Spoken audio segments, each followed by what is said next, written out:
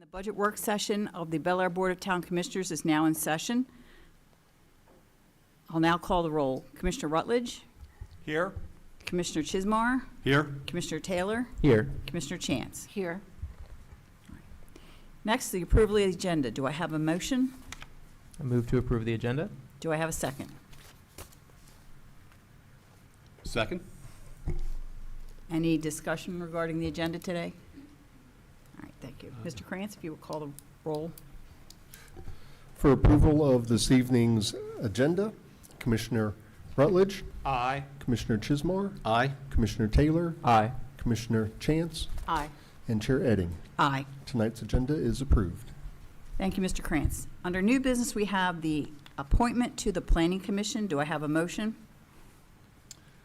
Yes, Madam Chair. I move that the appointment of James Charles Hines Jr. to the Bel Air Planning Commission for a term of 5 years, effective immediately, be approved by the Bel Air Board of Town Commissioners.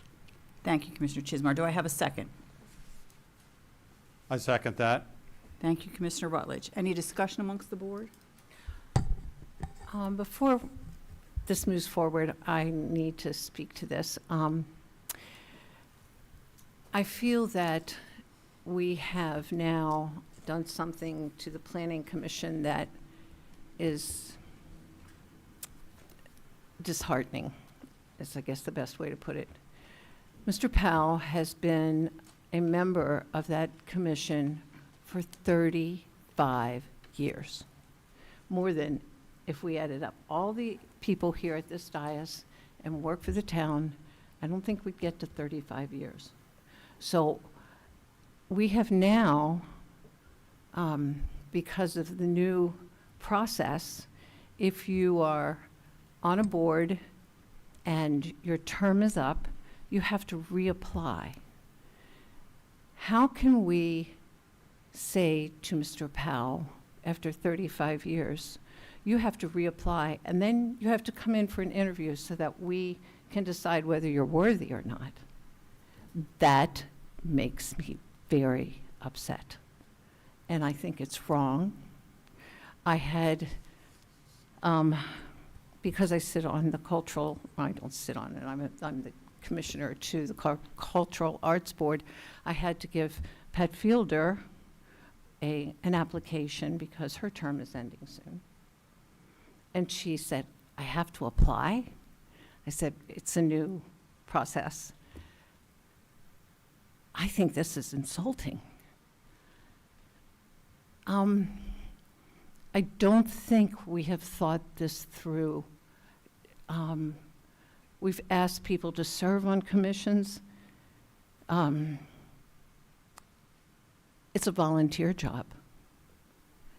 And then we get to decide whether they're good enough to sit on a board. I just find it disturbing. That's my problem. Well, I would add to the conversation that anyone that the Bel Air Board of Town Commissioners appoints to serve on a public commission or committee is a public servant. And they are serving the public in whatever capacity. And the Planning Commission certainly is oftentimes more technical, oftentimes more responsible than some of the other commissions and committees that we have. Not responsible. I think that's demeaning to the other commissions. But people are coming forward and they want to serve. And I'm sorry, Jake, I just completely disagree. So I'll say that I think that it's very important that folks who sit on commissions and committees are willing to make themselves available and to have conversations and discussions. And so, we opened up the process for anyone who wanted to come forward once the term had expired. And certainly I was looking forward to discussing with Mr. Powell his continued interest. Obviously that unfortunately did not happen. And we had other residents of town who did want to come in and talk about why they were interested in serving their community. And, you know, the reason why I'm going to vote for the motion today is because we had a very productive conversation with Mr. Hines. He appeared for the open process. He had a great back and forth conversation with us that all the commissioners were there to take a part of. And I think that it's very important that the people's representatives, and certainly for anyone who wants to reapply for another term, I welcome that, and I look forward to having that conversation. But I do think that we as elected representatives have a responsibility to apply some scrutiny and to say, well, you know, just because we've always done it this way doesn't mean that we should always do it this way. And I think that there's a happy medium to be reached, and you know, I'm going to vote for Mr. Hines again because of his willingness to come discuss with us and talk with us about his interest. And I didn't get an opportunity to do that with Mr. Powell. I certainly am not disregarding his years of service. I think that he has taken time out of his life, time out of his day to serve this town, serve his community. But ultimately, these are terms of 5 years. And every 5 years, it's incumbent upon this legislative body to determine who is best to fill that spot. And I didn't get an opportunity to discuss with Mr. Powell why he would be best. And so for that reason, I'm going to support Mr. Hines, who I did get that opportunity to discuss with. Please let me make this perfectly clear that I also sat in on those interviews, and Mr. Hines was certainly interested in serving. He has a great background. I'm not saying he isn't appropriate to be on the planning committee, but what I am saying is that we now have shut the door on someone who has served this town for 35 years, and I find it appalling. So that's where I am with it. Commissioner Chance, if I could just respond to that. I apologize, and with all due respect, I just can't agree with the assessment that we shut the door on anybody. I think Mr. Powell had the same opportunity as everybody else to come in front of us and have an open conversation with us, and he chose not to. And I respect that choice. I understand that choice. But for me, it is important for me as an elected official to know who I'm, reappointing, to know who I'm voting for. And I think that the constituents of the town of Bel Air, there are 11,000 people who live here, many of whom probably don't even know that these committees and commissions exist, but would be more than excited and happy and honored to serve their community. And I think that it's important that process be open. And I understand your position, but I just can't agree with the assessment that this is shutting the door on anybody. Okay, and Commissioner Chance, it's not that we're saying that he's not good enough. And I applaud Mr. Powell. This is not taking away anything for what he's done in the past 35 years, not in one bit. Okay, but, Mr. Hines came in and talked to us. He has a lot of experience with Harford County DPW. He's a inspector now, a contractor inspector for the DPW for Baltimore City. He has a lot of experience in this area, and I just thought that he was a highly qualified candidate, and that's why I looking wasn't forward. saying that he was not highly qualified. He definitely was qualified. I just think our process has made people who have served and for a period of time feeling perhaps insulted, and I know that for a fact. So that's where I am. Well, I don't think the process we chose to take here was meant to insult anyone's integrity. But It probably it's a new- wasn't, but in the end, as we've gone Well. forward, it does make those people feel insulted. So you need to know that. I don't think that was the intent, but Right. that's the effect. But, okay, So maybe with the that shouldn't sway us. maybe with the intention of moving forward in a manner that the board wouldn't insult those folks. Commissioner Chance, do you have any sort of suggestions for how we could improve this process moving forward? Like, how would we do it differently? Did anyone reach out to Mr. Powell after we received his application and was told that he was going to come back in? Did anyone reach out to him after that? After he said that Said he he wasn't he going to would come? decline Mhm. speaking to us, I did not personally. Did anyone? I think that we're missing the boat here, and I just wanted to express my feelings, and I'm having a really hard time telling Mr. Powell, thanks, but no thanks, after as much expertise as he has. So I hear what you're saying, Jake, about this, Mr. Hines said, and just that he's qualified. I just feel like, I just don't feel good about this. That's the bottom line. I understand. I think ultimately we might just have a difference in terms of how we're looking at it, because I think, you know, we had a number of applicants for this position, and one person will get the job. And so that means to everyone who doesn't, it doesn't mean that they're not qualified, but we are sent to quote you, it's sort of a thanks but no thanks. And I don't view it that way. I view it as, you know, as elected officials, we have an obligation to look through everybody and ultimately make the decision that we deem is best for our constituents. But I don't view it as a personal attack on anybody, as a personal decision about the merit of any individual person or applicant. Rather, there was an applicant that I had an opportunity to talk with, and there was an applicant who turned down the opportunity to discuss with the full board. And the reason I didn't reach out to any of these folks individually, because I thought that would be improper of me. I because agree with that. I agree with that. If this is the process we're going to have, then it would be not appropriate for either, any of us to reach out individually to a candidate before sitting down and talking with them. So I'm just saying that if I were Mr. Powell, I would say, gosh, guys, I've served for this 35 years. Doesn't my record mean anything? And nobody is getting back to me saying, well, we appreciate that. We're just saying, well, too bad he doesn't want to come in. I think that's wrong. I just think it's wrong and in bad taste and shines a poor light on the whole process.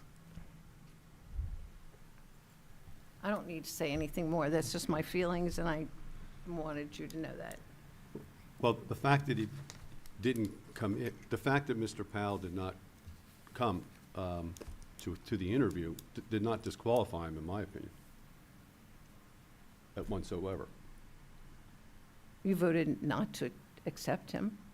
That doesn't mean because he did not show up for an interview means that was the reason why, that he was disqualified. I just thought that that had nothing to do with my opinion, Okay. okay? Because I have seen him in the last 20, 30 years. And I'm going to just point out That's that all. there's a reason that we had this meeting privately to discuss our candidates. We had 3 members of the public who wished to apply. I personally am happy to see that we've changed the process to an open application. I don't want anybody to feel that they have to produce a candidate for their board. I think it's a better idea to cast a wide net, let everybody know there's an opening. Anybody that wishes to apply can. We will consider their application. We will conduct interviews for certain boards, not for everyone. And I don't think it should be insulting to anyone, whether they've served on a board for 5 years or 35 years, to be asked to submit an application and perhaps come for an interview. All of these volunteers have to submit annual ethics forms, so, you know, there's a little paperwork that goes along with the position. I'm glad that we had 3 people apply. We conducted our interviews. We have all formed our own opinion, and the fact that Mr. Powell chose not to appear for his interview, I personally had some questions I wanted to ask him as well, and I didn't get an opportunity to talk to him, which I'm, you know, sorry about, but that was his choice. And at this point, if there are any further comments from any of the commissioners? I would just, my perspective on a committee that is set up by statute that has the awesome power that the Planning Commission is vested with, to me, I think is analogous to the Judicial Nominating Commission, which I was appointed by Governor Hogan to serve upon. And when the new governor was elected, he made it clear that everybody had to reapply no matter how much time they've served, and Governor Moore set that policy. I respect the governor's policy and decision on that. And even members who have served on the Judicial Nominating Commission for time immemorial practically have had to reapply and have had to recruit people to write letters of support for them. And that is part of the process when we have a democracy that elects representatives and elected a new governor, elected a new town commission. The people's choice to nominate us, to elect us, has to be given some weight with regard to the ability to ask people to not expect that it's an automatic renewal. In fact, the motion was for a term of 5 years. That's the law. The General Assembly has not made it perpetual, and I'm going to honor the word of the law, the rule of law. That's what I feel like we're doing here. Thank you, Commissioner Rutledge. Any further comments before we take public comment? At this point, we are going to accept public comment. I know Mrs. Kelly is here, the chair of the Planning Commission, who wishes to speak. Ms. Kelly, I know who you are, but you need to state your name and address, and you get 3 minutes. Right. My name is Lois Kissinger Kelly. I reside at 582 Ridgewood Road, Bel Air, Maryland. I know that it's not customary to be speaking at a work session, but there's also a vote tonight, so I appreciate you allowing me to. And as you mentioned, I currently chair the Bel Air Town Planning Commission. I wish to express my disappointment with the way our new town commissioners are handling your proposal to replace Keith Powell as a member of the Planning Commission. Over these past 30-plus years, Mr. Powell, a local attorney, has been an invaluable member of the Planning Commission. Being a member of the Town Planning Commission requires hours of time reviewing and considering the proposals presented to us, and Keith's professional expertise and institutional knowledge has been invaluable. In turn, this has enhanced and benefited our knowledge base and thereby been a great value to the town of Bel Air. Prior to the installation of our newly elected town commissioners, the reappointment process was automatic, unless, of course, there were reasons expressed by the member themselves or by the town management. Without interruption, this has served our town and community well over these past many decades. Our newly elected commissioners have seen fit to upend and disrupt that procedure. Interested citizens must now complete an application for membership and are required to sit for an interview before being considered for a volunteer position. In addition, I wish to note that this newly established process is arbitrarily required. My husband, Bill Kelly, was recently reappointed to the Economic Community and Development Commission without either of these requirements requested of him. Keith followed the new procedure, submitted the application, but when asked to appear for an interview to establish his credibility for the position, he declined, stating that my 30-plus years on the commission speaks for itself, and enough of the town board knows me well enough to decide if they wish to reappoint me. Evidently, he did not meet your needs. Instead, you have arbitrarily decided to replace him. This action befuddles and disappoints me. In my mind, undermines the concept of volunteerism for our citizens and the prosperity of our town. Thank you. Thank you, Mrs. Kelly. Do we have anyone else that wishes to make a public comment on this appointment? Thank you. Any further discussion by the members of the board? Just very briefly, I think that there's been a lot of good discussion and deliberation on this issue. I think for me, it ultimately just comes down to this is a democratic process, and these are democratically appointed public servants. And I think that that standard is appropriate, and that standard is what serves the people of Bel Air well. And I look forward to having further discussions about how we can fine-tune this process. I certainly am not of the mind that, our first crack at it will have ironed out all the kinks, but I am optimistic about the ability to open up these boards and invite citizens who may previously have felt disenfranchised to say, you know what, I'm going to throw my hat in the ring and I'm going to talk to my elected representatives and we'll see if I can serve my community. I think that's a wonderful thing about our form of government, and I feel optimistic about how we're advancing it. I couldn't agree more. Any further discussion? In that case, Mr. Krantz, if you could call the vote. This is for the appointment of Mr. Hines to the Bel Air Planning Commission. Commissioner Rutledge, Aye. Commissioner Chismar, Aye. Commissioner Taylor, Aye. Commissioner Chance, Abstain. and Chair Edding. Aye. The motion passes. Thank you. Next on our agenda is the budget, first with the presentation from the Historical Society of Hartford County. You may go to the podium, and you are not limited to 3 minutes. And before they start, I just wanted to mention that their request letters on page 118 in your books. Thank you. I just want to speak first. My name is George Harrison. I'm the Vice President of the Historical Society. And I just want to let you know that we consider ourselves a jewel in this community, and we want to make Bel Air proud to have us. And I'm always watching Haverty Grace get all the action, and I want to see Bel Air get some. So I'll let Chris give you the presentation that we want to talk to you about today, and I'll step in if I feel I need to step in. Thank you. Okay. Thank you so much, Commissioners. It's an absolute pleasure to be here before you. My name is Chris Potts, and as Mr. Harrison said, I am Director of the Historical Society of Hartford County, here with him today. And I just want to begin on behalf of our board, all of our volunteers and members. I want to thank you for the town's continued support of our organization. Principal objective tonight is for me to state that we are eager to maintain and strengthen the partnership that we currently share. At the moment, we are looking very forward to attending the celebration Saturday, the 150 celebration at the Armory.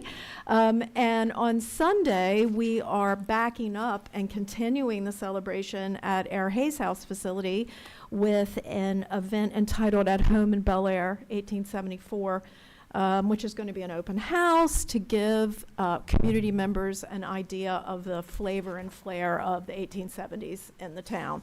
So we hope that you will be joining us there for this afternoon.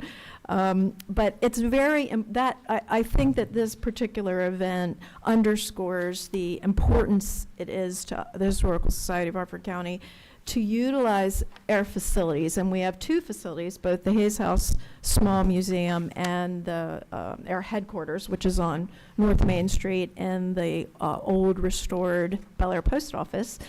We want to utilize both of those facilities to contribute to the cultural vitality of Bel Air and be a driving force, as our mission states, in the education and entertainment of all county citizens, but also to this community in particular, to talk about who we are, where we're going, where we've been, and that sense of pride and identity. To that end, we have been continuing to rehabilitate both of our facilities and with a number of different capital projects. And I want to thank Laura Pruitt, who is a member of the town's own planning commission, for her work with us and serving on our newly established, sort of revitalized Hayes House Committee. Her contributions and guidance are highly appreciated with projects that we are currently undertaking there. Planning Department, by the way. Oh, Planning sorry, Commission. I'm sorry if I got that wrong, but yeah, Laura Pruitt. We knew who you meant. And in addition to that, we are also continuing to restore our headquarters space in order to establish a countywide history museum, and we are developing new programming that showcases sort of underexplored or unexplored histories. Two examples of those of new initiatives that we have in store would be, we are currently developing an African American experience in Harford County traveling museum exhibit that is slotted to open at Hayes House in the fall.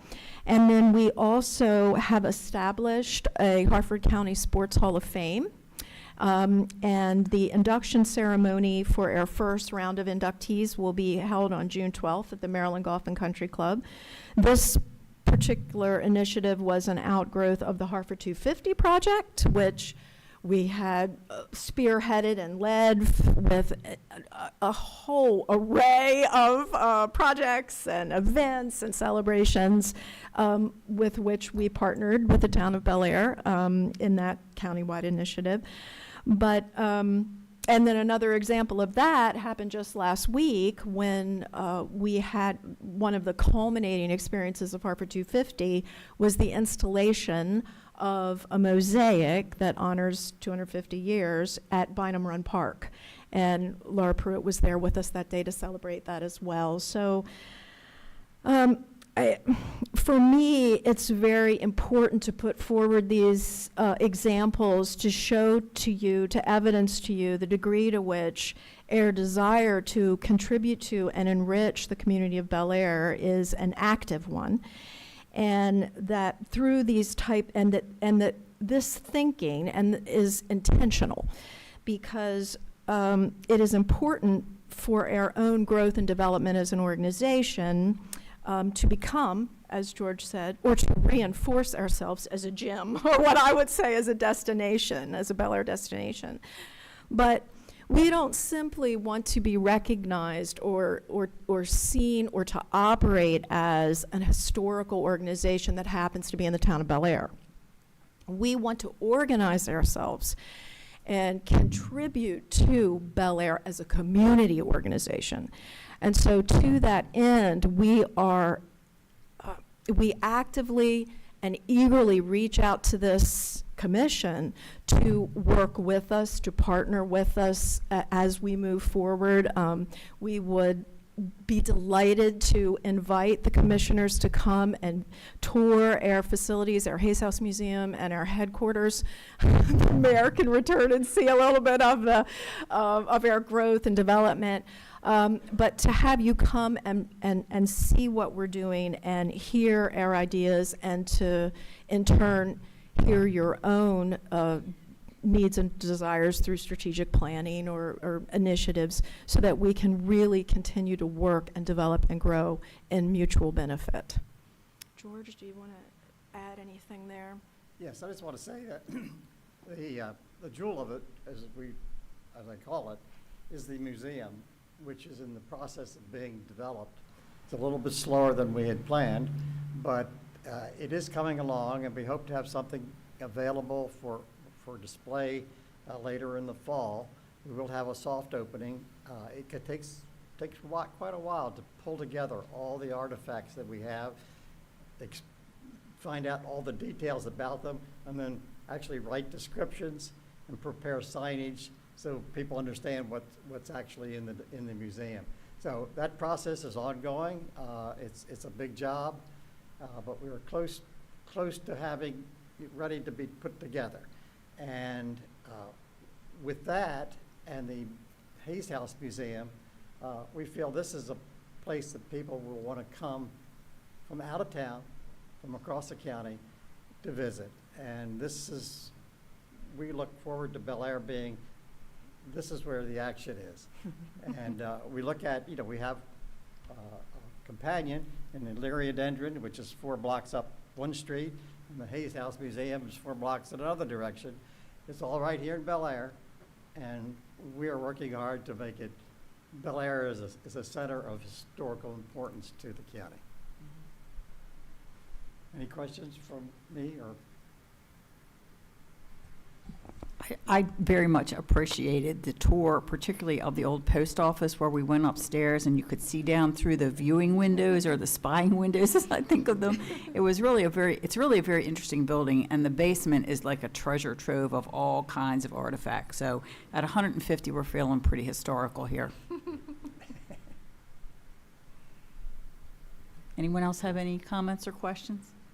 Just thank you. I know it's a lot of work. I mean, I can't even wrap my head around all that you do, because I toured that building as well quite a number of years ago, and I thought, oh my gosh, I don't know how you're going to do this, but congratulations. You've done a great job, and nothing but good things to come to, I'm sure. Speaking on behalf of the board, we appreciate Chris. She is a dynamo.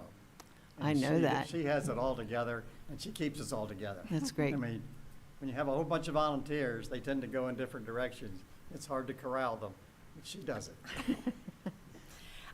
I also, I don't know if I need permission to, come forward, or I can leave for you a calendar of events, which also gives you a sense of the year ahead and dates and times and things. Should I give them to I'm Mr. sure. Brown? Absolutely.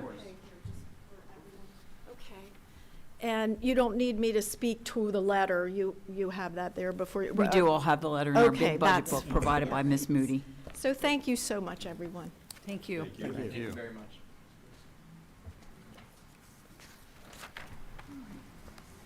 Ms. Moody, unless you have any comments on that presentation, budgetary-wise? No, the one, well, I'll say yes, sorry, changed my mind. You're So- entitled. Thank you. So on page 116, you'll see that the budget was initially requested at 5. Town administrator increased it to 6 I by did notice that. $1,000. So the reason behind that is if you look at the letter, the Historical Society did request 5,000, and that's what we also provided them last year. However, they also requested some in-kind support for their sidewalk snow removal. So after some discussion, we thought it would be better not to put our staff under those constraints to make sure that So we we're were- providing it, but in a cash instead of an in-kind. We are, however, what we decided to do is instead of just giving the blanket $1,000, just don't ever know what the season is going to bring, as we all know over the last couple of years, is we will provide up to $1,000 of snow removal costs that they would have to submit and provide documentation for, and then we will reimburse them up to $1,000. That was the one question I had, because it's a little unusual to see It is. somebody get a little more, but that certainly explains it. And Yeah. the way it's being handled makes a great deal of sense. If they Mhm. need it, they have it. Right. And But if they don't, we have it instead. Exactly. Okay. Yes, ma'am. So next, if everyone's ready to move on, Melinda is here from Lassos, and the letter is on page 121.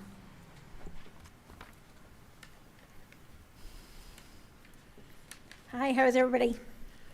I am Melinda Velez, and I am the Executive Director of Lassos. Do we know where Lassos is? Yes, I don't work just on one side. Lassos is actually at the corner of Cortlandt Street and Bond Street. So when you're sitting at the Thomas Street light, you'll see the green doors right there on the corner. That's where Lassos is located. Strategically, when Lassos was founded in 2009, a lot of thought and process went behind the work that we do. So we work with the non-native English-speaking community, our immigrant community, in a better way to say that. And we needed a place that was central and that was welcoming. And I'll never forget one of the very first things that was written up about us was we decided to be there because there was a bus stop across the street. And I thought, well, I don't really think that's why we decided to be here, right? We really decided to be where we are is because Bel Air is such a welcoming community. This morning I was at this meeting, Eddie was with me, and I stayed after and was talking to this gentleman, and he was talking about how he's new in the town of Bel Air and how he now lives within our 3 miles. And he was just like, do you live in Bel Air? And I was like, yes, I have property in Bel Air. he's like, what do you think? And I was like, oh my gosh, I love Bel Air. Like, we just love Bel Air. We love going for a walk in Bel Air. We like and I love hearing the church bells. Like, we just love the sense of, and then at the same time, we said community. Community is what Lassos is about. Community is about everything that we do. How do people who are new to our community fit in? What do they need in order to be truly self-sustaining and to be able to give back into the community, right? That's what we're about. Summer camp this summer is called Digging Into the Community, right? We want the kids to know what is it like to be here. The greatness about the town of Bel Air, and I can tell you, I'm probably being recorded, we are the best community in Harford County. We truly are. When people come in, we literally bus in kids from all around the county to come to the town of Bel Air. They're here for the entire month of July. You'll see them on the streets walking on Fridays because we work out of the Armory, right? So we're at Bel Air High School Monday through Thursday, and then we're at the Armory on Fridays. And the thing that's so cool about the town is that it's welcoming. We do activities in the town, and people want them to be a part. Do you know what that feels like, to go to somewhere new and not be wanted? It doesn't happen here, right? They're like, oh, we're going to go get cookies. We go to cookies. Where do we go get cookies? You get them at Newberry or you go to ShopRite. That's exactly right. Well, I said, but now we got 2 new places. 2 new places to get cookies, right? So they get to learn, they get to see, they get to be a part of us. The town police here, this is really, we had an incident. I'm sorry, like, you know, it's like you get me up. I'm so sorry. 2 Fridays ago, I got a call at 2:10 in the afternoon from a local school. And a child had done something he shouldn't have done. And I looked up his address and I thought, oh my gosh, they're not in the town limits, right? They go to Bel Air High School, but they're not our kids. Like, they're not in our town. So I called Chief and I was like, I just need you to talk me through. What does this look like? What's this conversation look like? What do I need to do? Because they're not one of ours, right? They're not one of our kids. And I have to tell you, that conversation just was just very heartfelt, and you could tell that he cared about us. He cared about the kids, he cared about the family, and he said, well, you go and you talk to the family, and our SRO is at the school on Monday. I'll have the SRO follow up on Monday, because it's about taking care of ours, right? How do we take care of our kids? So anyways, I just love it. So other work that we do, we really work with kids that are from 6 months and up. We take care of them with regards to family literacy. They were being identified at school for special needs because they weren't being introduced to early education. So we get them in programs and classes, and we teach the parents how to be the child's first teacher, right? So when you're walking down the street and you say, I spy with my little eyes, right? Remember all that when we were little, when we had our kids? They don't know that, right? Crisscross applesauce, they don't know that. And so we teach them how to do that. When you're in the shower, you grab Dad's shower cream, you put it on the wall, you start writing. That's the first part of literacy. We work with non-natives that are here to help them become U.S. citizens. 2 weeks ago, I was blessed to be able to go with somebody on that journey. And as he walked in, you could tell he had the whole world like on him. Everything for his family. This is one of our residents. Everything. He was like, everything is on this. I was like, no, it's not. You're still a permanent resident after this. If you don't get it, it's okay. Like, you studied really hard. I couldn't pass the questions. You've got this, right? So he walks in, and you could just tell, like, it was bearing on him. And I sat there outside, because you can't go in, because I think they still think we're in COVID, but whatever. So I sat outside for an hour and a half. And I thought, oh my gosh, that's a long questions for an hour and a half. Like, this is serious. I tell you, when he came out of those doors, I think he was flying. I really think he was flying. And I jumped out of the car, and I was like, he was like, I did it. I did it. And I thought, no, we did it. We did it as a community. I remember when he started, right? He couldn't do anything. And without your support for the work that we do, he can read, he can write, he passed the citizenship. He now is a business owner, and he's doing work here in our town. He's the first one to step up when we need anything as a community. So I think, did we do anything? We did a lot. We did ask for funding. We asked for support. We have about 3,987 non-natives in the town of Bel Air. It equals being less than $2 per person that I'm asking you support for. They pay taxes. They're a part of our community. They try their best to acclimate, and they're working really hard to become self-sustaining. So I hope that we can continue to count on your support in the work that we do. By all means, come and be a part of us. We do events in the town because this is my favorite place to do things. Mr. Krantz is fantastic to work with stuff. We're doing a tea time around the world that's on May 4th, where we are purposely inviting other businesses in the town just to advertise, right? I just went to them and said, I just want you to come and advertise. Well, what do you want from us? Nothing. I want you to show that you have what you have that supports this idea of us being a community, right? How can we learn from each other? How can we grow? So it's kind of funny that Ms. Potts was here because have you guys done the haunted history tours of Bel Air? Mm-hmm. Have you done that with us? So we do that, right? That's one of our fundraisers because of your support, of course, but we do it with the Historical Society. And so if you did it with us a couple years ago, she was actually the actress that was at the courthouse. And so she was the one that was screaming, my child, my child. So when she was talking, I was like, oh my gosh, like we got to get her back. But it's really cool, kind of the relationships that we're able to build with other organizations that are in the town, because people see that we're all one, right? I talk a lot I sit on your Citizens Advisory Committee, and we talk a lot about how the town of Bel Air is a welcoming community, right? And the things that we do are purposeful. You put up your signs and your flowers on Main Street to make people see that they belong. And I think that there's power in that. And so I thank you. You can ask me whatever questions you want, and I'll try not to cry. So, My question is, how many children did you have in summer camp last year, or how many do you anticipate this year, whichever numbers you can I can do best both. guess? I Okay, can do there both, you go. yeah. So last year we had 226 kids that were at summer camp. This summer we're gauged to do that, but then the county the Board of Education just got rid of elementary and middle school programming. So I'm terrified if our numbers are going to look like in the summertime.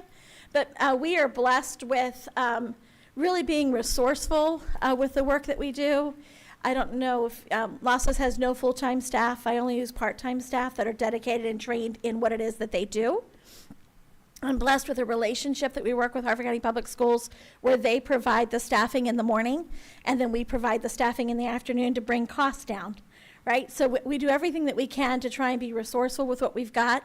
I collect toilet paper rolls and anything I can from people so that we don't have to purchase things, right? And so our kids are just so thankful to be welcomed and to be a part of something, that they're not sitting in the back of a restaurant or a nail salon or about 10 years ago, we had this big run on kids that had a lot of mental issues because they were sitting in the back of nail salons all day. And so the chemicals and the damage that was happening. And so this provides really a safe place for them to be for these summer days. So, and you are welcome to come. It's like the United Nations in Bel Air. Mm-hmm. So if it's okay with you, I'll shoot you an email or whoever it is. Be like, hey, we're going on. If you want to come out or come and see the kids, like, it's great for your soul. Anyone else? Anyone else have any questions or comments? I have a comment. First of all, I want you to give me the list again of what you need besides toilet paper rolls, because I've got that covered. But go ahead. What was the rest of it? So we need buttons. Buttons, that's right. We need shoe boxes. We need any kind of fabric that we can get. We need cupcake holders. Stuff that's like in your cabinet that like you're like, oh, I'm not going to use that. But if it's okay with you, I don't mind sending our little list to you. Yeah, please send it. And it's literally stuff that's in your pantry, that's just. I have known Melinda for a number of years now, and there is no way in the world she can ever get through a whole talk about her organization without tearing up, and then I have to tear up too. So, what you do with next to nothing is mind-boggling, and your dedication, I can't be matched. Thank you. And you are an amazing woman, and you deserve a lot of credit. And I'm saying that to you, and I mean it from the bottom of my heart. Thank you. She's tearing up again, Oh, Mary. sorry. I love I her. apologize. I mean, I don't know of anybody who works 24 hours a day, 7 days a week, and never complains. And that's you. Thank you. Madam Chair, yes, just for the audience that's viewing us, some people, remote in, I wanted to highlight one of the points in your letter, which was that out of 9 high schools in Harford County in 2022, 5 of the high schools graduated LASSO students at the top 1% of the class. It was outstanding, and just I wanted to highlight that. That's a tremendous amount of success at the end of the long road of the of what in retrospect seems like a short time in our lives, but it is the crucial time. It's the critical time, and thank you and God bless you for building community and the hard work you do. Thank you. All right. Thank you very much. Thank you. Thanks, Melinda. Thanks for your time.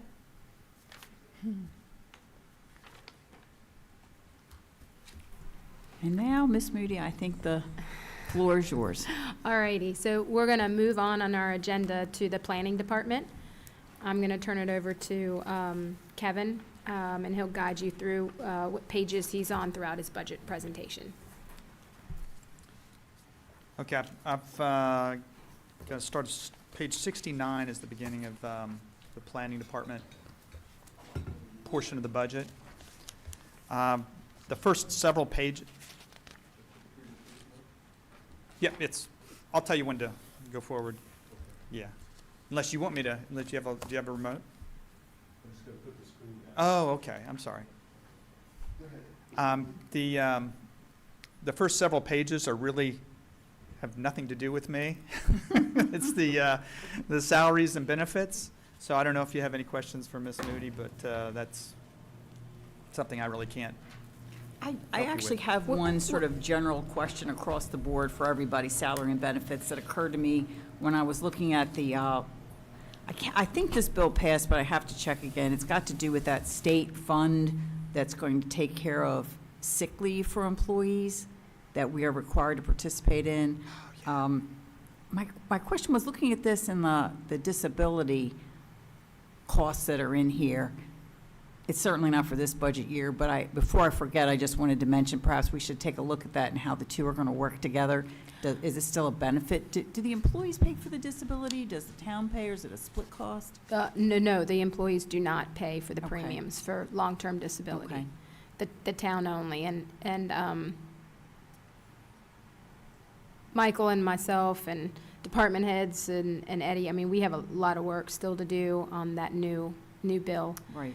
I know there were some amendments done to it I think in what- this I- legislative session. I think we're going to have to pay an administrative charge to the state now for not participating in their program if we go with a third-party vendor. I believe that's what I read as well.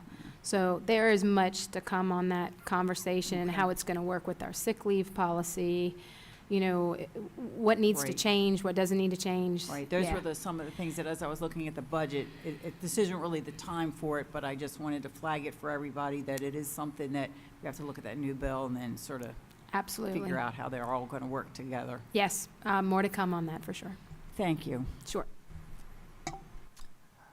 Okay, I would direct you to go to page 72, unless you have any questions regarding travel training or boards and commission hearings and training.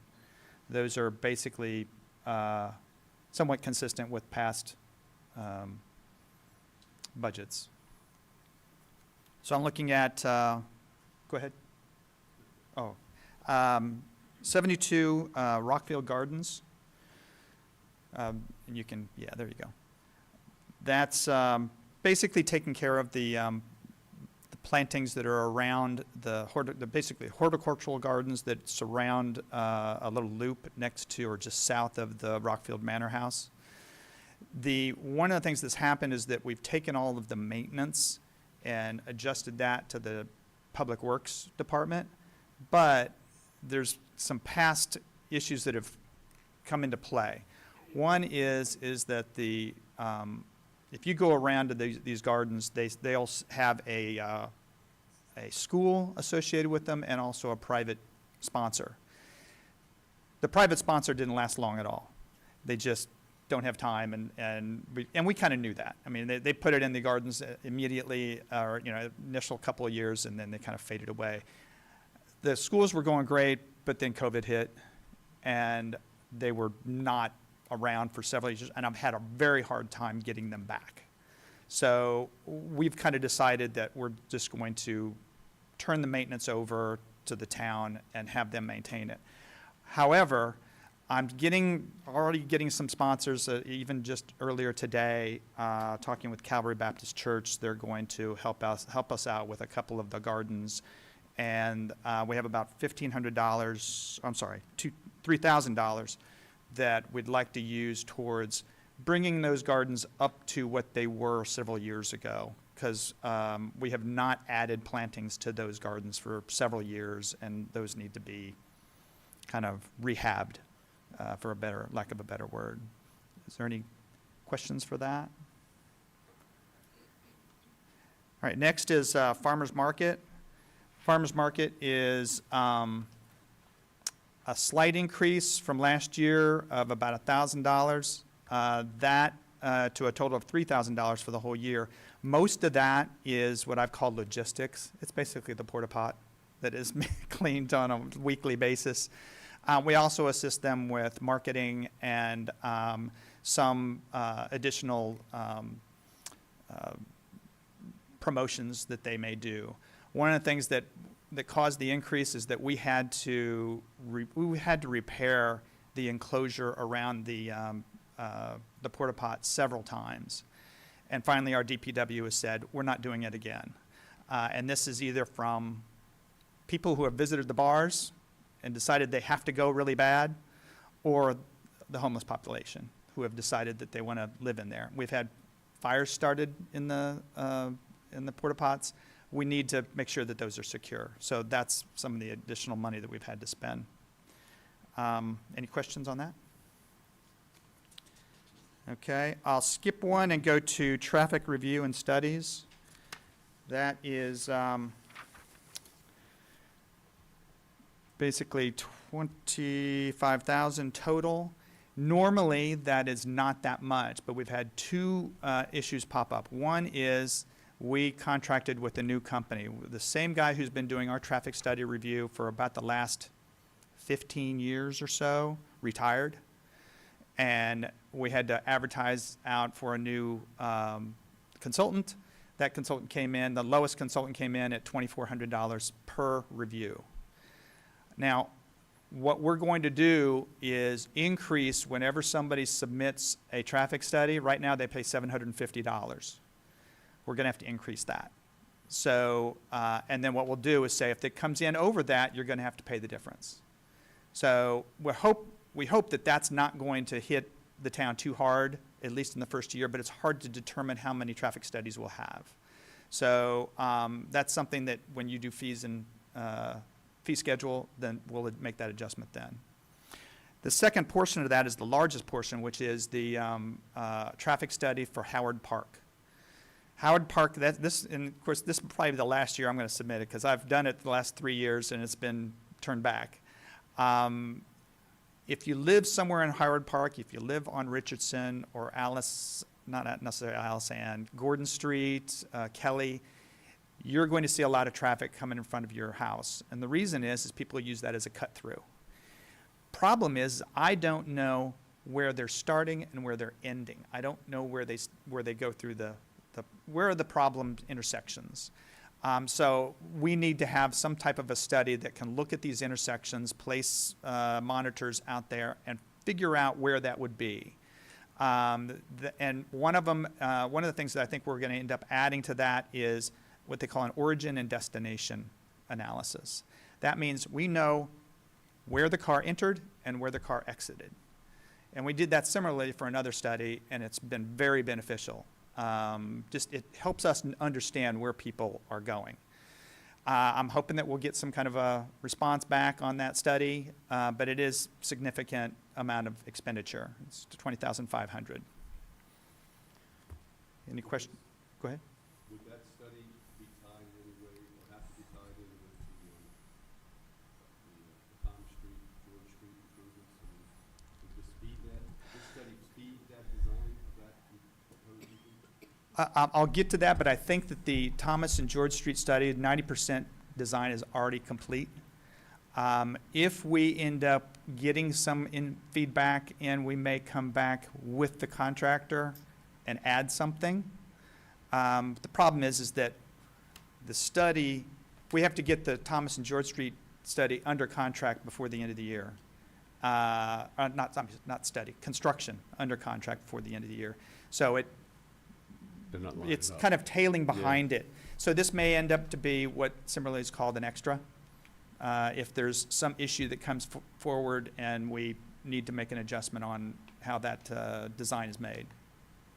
Okay. All right, the next is architectural review. That's $4,000. There's no real change to that. We actually have a very reasonable contract that doesn't charge a ton of money. That's $800 a review, and usually doesn't even make that high. Next is the bicycle plan implementation. That is, and hey, you're keeping up with me, Mike. I appreciate that. Let's see. That is relatively small because we're at the end of the bike ped plan. That was done back in 2013, and we're in the process. Actually, Laura Pruitt is working on that in the next couple of months to create a new plan, a new 10-year plan.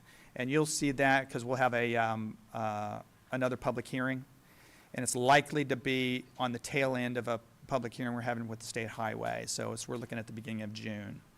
But that bicycle pedestrian plan, I think, has actually worked very well in the past, and we're hoping to do a new one.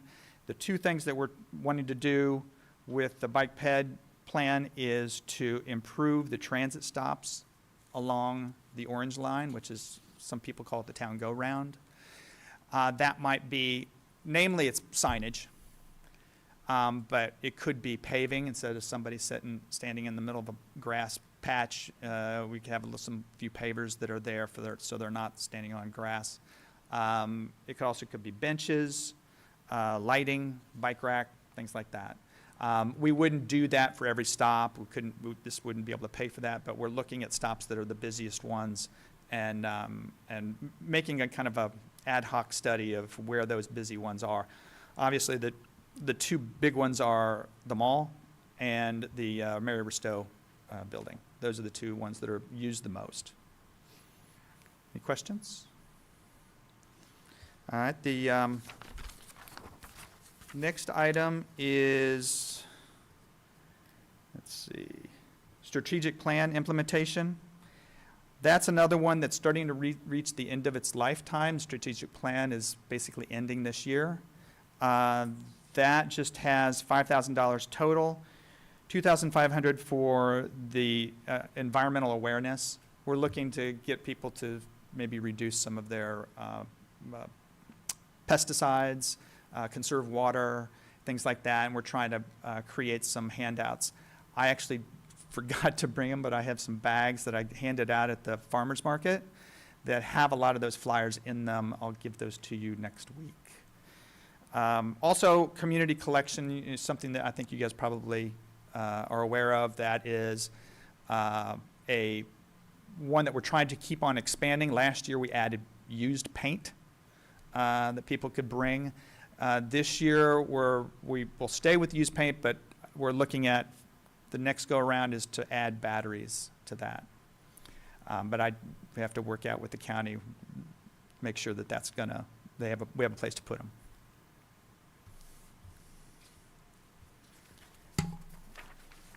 All right, the other capital improvements, Mr. Plum- Small, not to interrupt you, Go but ahead. could I just go back to you said water conservation? We want Yes. to encourage that. Does Maryland American do anything along those lines? I mean, my bill sort of encourages me to conserve water. I never water a Yes. lawn, ever. But yeah, well, I have talked to them before about partnerships Mhm. to help out. Mhm. I do know that the better partnership, the more responsive partnership that I've had is the one with the county. The county likes to do these similar type of awareness campaigns. Yeah, I would like to reach out to them and have them help us out with that.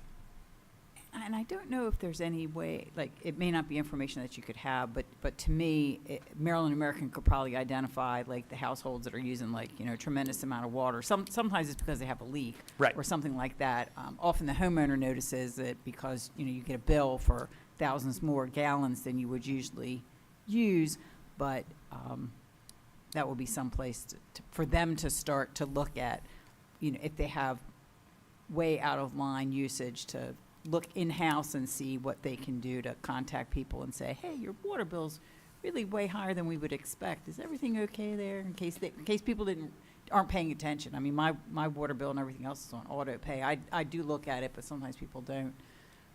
Yeah, I can certainly reach out to them. Eddie knows I've had difficulty getting a response from them so in the past. I understand. So, but I will certainly reach out to them and see if we can't get some partnership going. They have been great lately, so we have a new That's group why of it might be a folks. good time to take a look at that again. Sure. Now at capital improvements, Plumtree Park. Plumtree Park, we have an effort. We've applied for a Community Parks and Playground grant, and we will find out about that grant around the end of June. So while we have the money in this year's budget, we just can't spend it because we just don't know how much we're going to get from the state. Sometimes they give us the whole thing, sometimes not. What that grant is applying for is to pave the parking lot, which is currently gravel, to repave the basketball court, which is currently in somewhat bad shape. It just needs to have a little top coat and some striping. Add some amenities, especially a bench and a table to that end of the park. I need to run that by the chief too, that while back that became a gathering spot. We don't want that. Also, this adds AEDs to several parks. Not only this park, and Eddie, I'm sure, can help me without the other ones, but there's several other locations that this grant would cover. And it adds swings to this park too. So what happened is that the swings kind of came apart, very old, and not meeting code. So we need, and those were actually have already been removed, and we need to replace them. Now, this also looks at play surface using ARPA money. The play surface here is estimated at, and if you can go to the next slide, estimated around 300,000 because there's a lot of surface area here. To give you an idea on what this play surface costs, the one at Shamrock Park was 180,000. Now it's very expensive, but it does get rid of just about any kind of maintenance that you would ever need, and it does that for at least 10 years. It also gives you what they call, it's not only handicap accessible, but some people would call it handicap inclusive. You can use mulch, and that's considered accessible, but it's not something that is considered optimum for a playground. The county is going through their Parks and Rec areas and adjusting theirs and adding this surface to it, mainly because of maintenance. It's just an easy area for maintenance. I think, Commissioner Eden, you expressed concerns about the heat that this might produce. One of the things that we can do, we didn't do it for the playground back here. It is cheaper to add pieces of black rubber with the surface. It just reduces the cost rather than the colored rubber. You still get the color, but it looks a little darker. The darker the color, the more heat it absorbs. But if you don't have that dark black rubber in there, you can choose a color that reflects the heat rather than absorbs it. So there is an ability to be able to take some of these playgrounds and not make them a heat island in the middle of the park. Also, if I can't add what they call handicapped inclusive play equipment unless I have the rubberized surface area. It all stays accessible. We're within code, but we're not that next step up to be inviting to a handicapped child.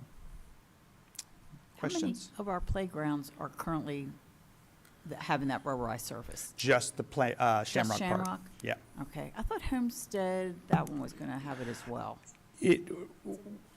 What? Yeah, it is going to be, is proposed for it. I can give you the story behind that one next.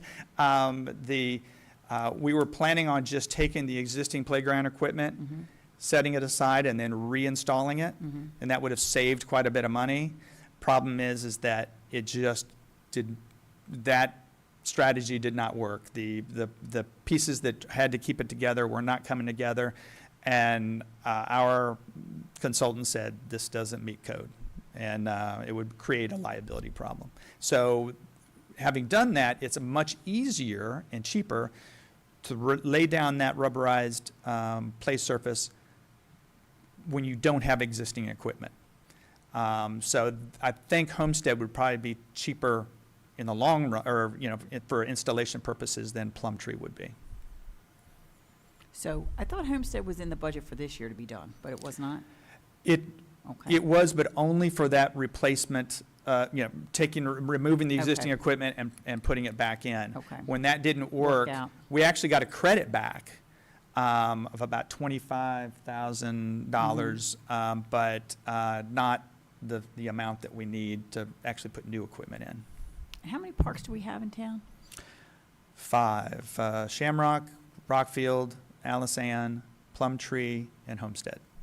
And then there's some that don't have play equipment. Right, That, right, you know, right. there's more natural parks. And what was the total cost when we finished Shamrock? The total cost complete, I don't have the finished version, but I do have the cost of,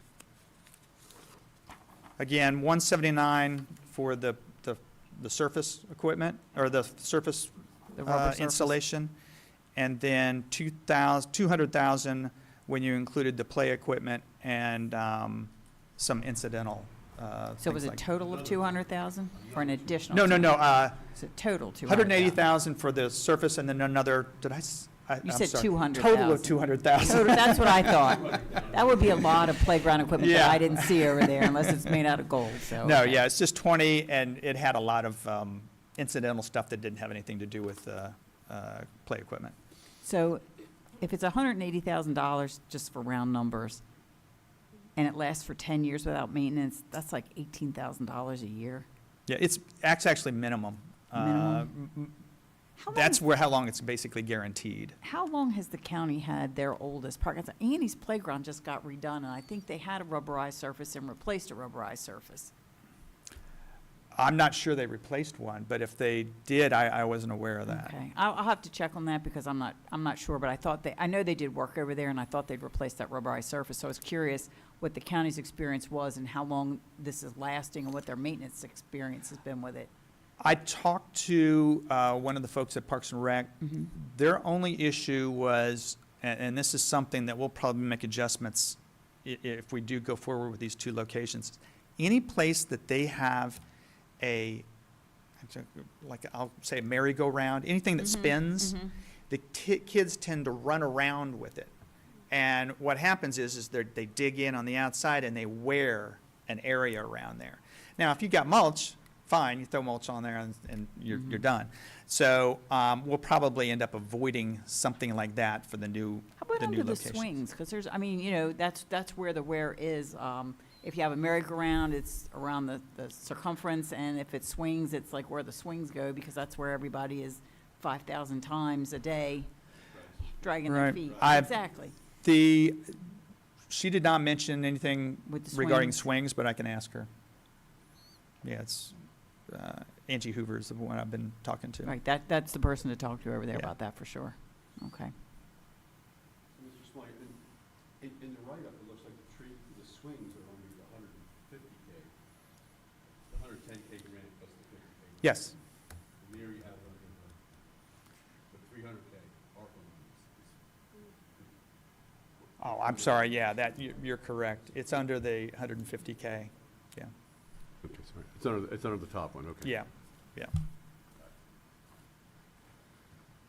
Yeah, most of the cost below is surface. Yes, so I just want to make sure. So the $110,000 grant that Kevin referred to and you see in bullet 1, that's not in this line item. That's included in the special revenue fund, which houses our grants.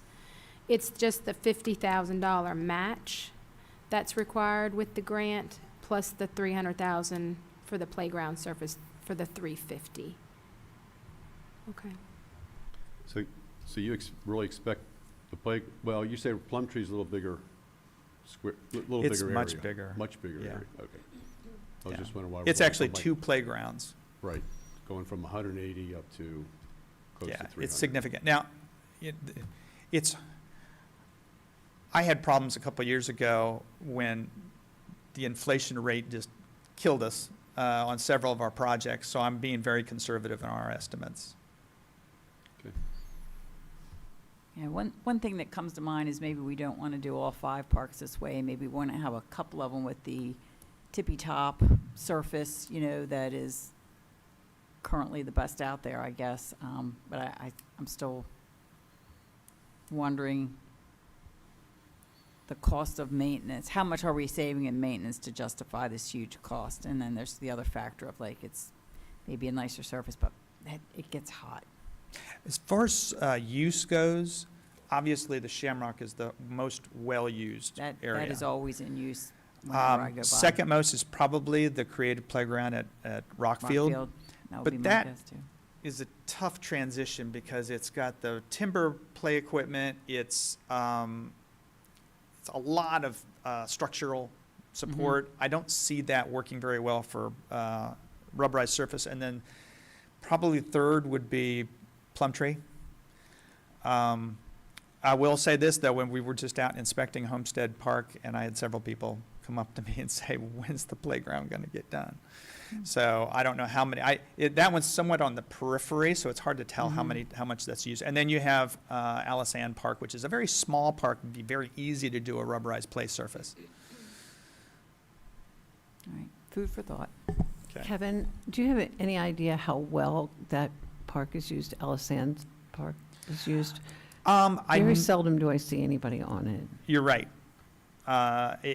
I've hardly ever seen anybody. Yeah. And I think one of the things is that it's such a small piece of equipment that it doesn't offer a lot of wow to a kid who wants to play on, something that, like Plumtree works very well because it has a lot of cool stuff on it. Sure. But Alice Ann, I would agree that it doesn't necessarily attract too many kids. There's a couple of townhouse complexes in the neighborhood Right. probably attract kids from. But one of the things that I would agree with you on is that it's probably the least used out of Yeah. all the parks. Okay, thank you. Okay. Moving on to Homestead. This is, I guess we've kind of been talking about it. We had this settled, and it didn't work out the way we wanted to. So we're having to put new play equipment. We actually had an ad alternate that we ended up taking out and did not put in because we thought, we can use the existing play equipment. So this is what was designed for it. Basically, 4 sets of swings and a integrated play structure. And that can go in as mulch, and there would be no change. So that is the price that we already have from a contractor using a piggyback that we could move forward with relatively soon. If that becomes rubberized, what I'd like to do is add a couple of inclusive play pieces. One of the things that we had happen with Shamrock is we had people coming up to us who had handicapped kids and saying, you don't have enough stuff here for our kids. And we really want to try to include them in the process. We have a couple phone numbers I want to be able to reach out to folks, but I didn't want to do anything until you guys decided on how to move forward. So Homestead Park, if you want to go to the next slide.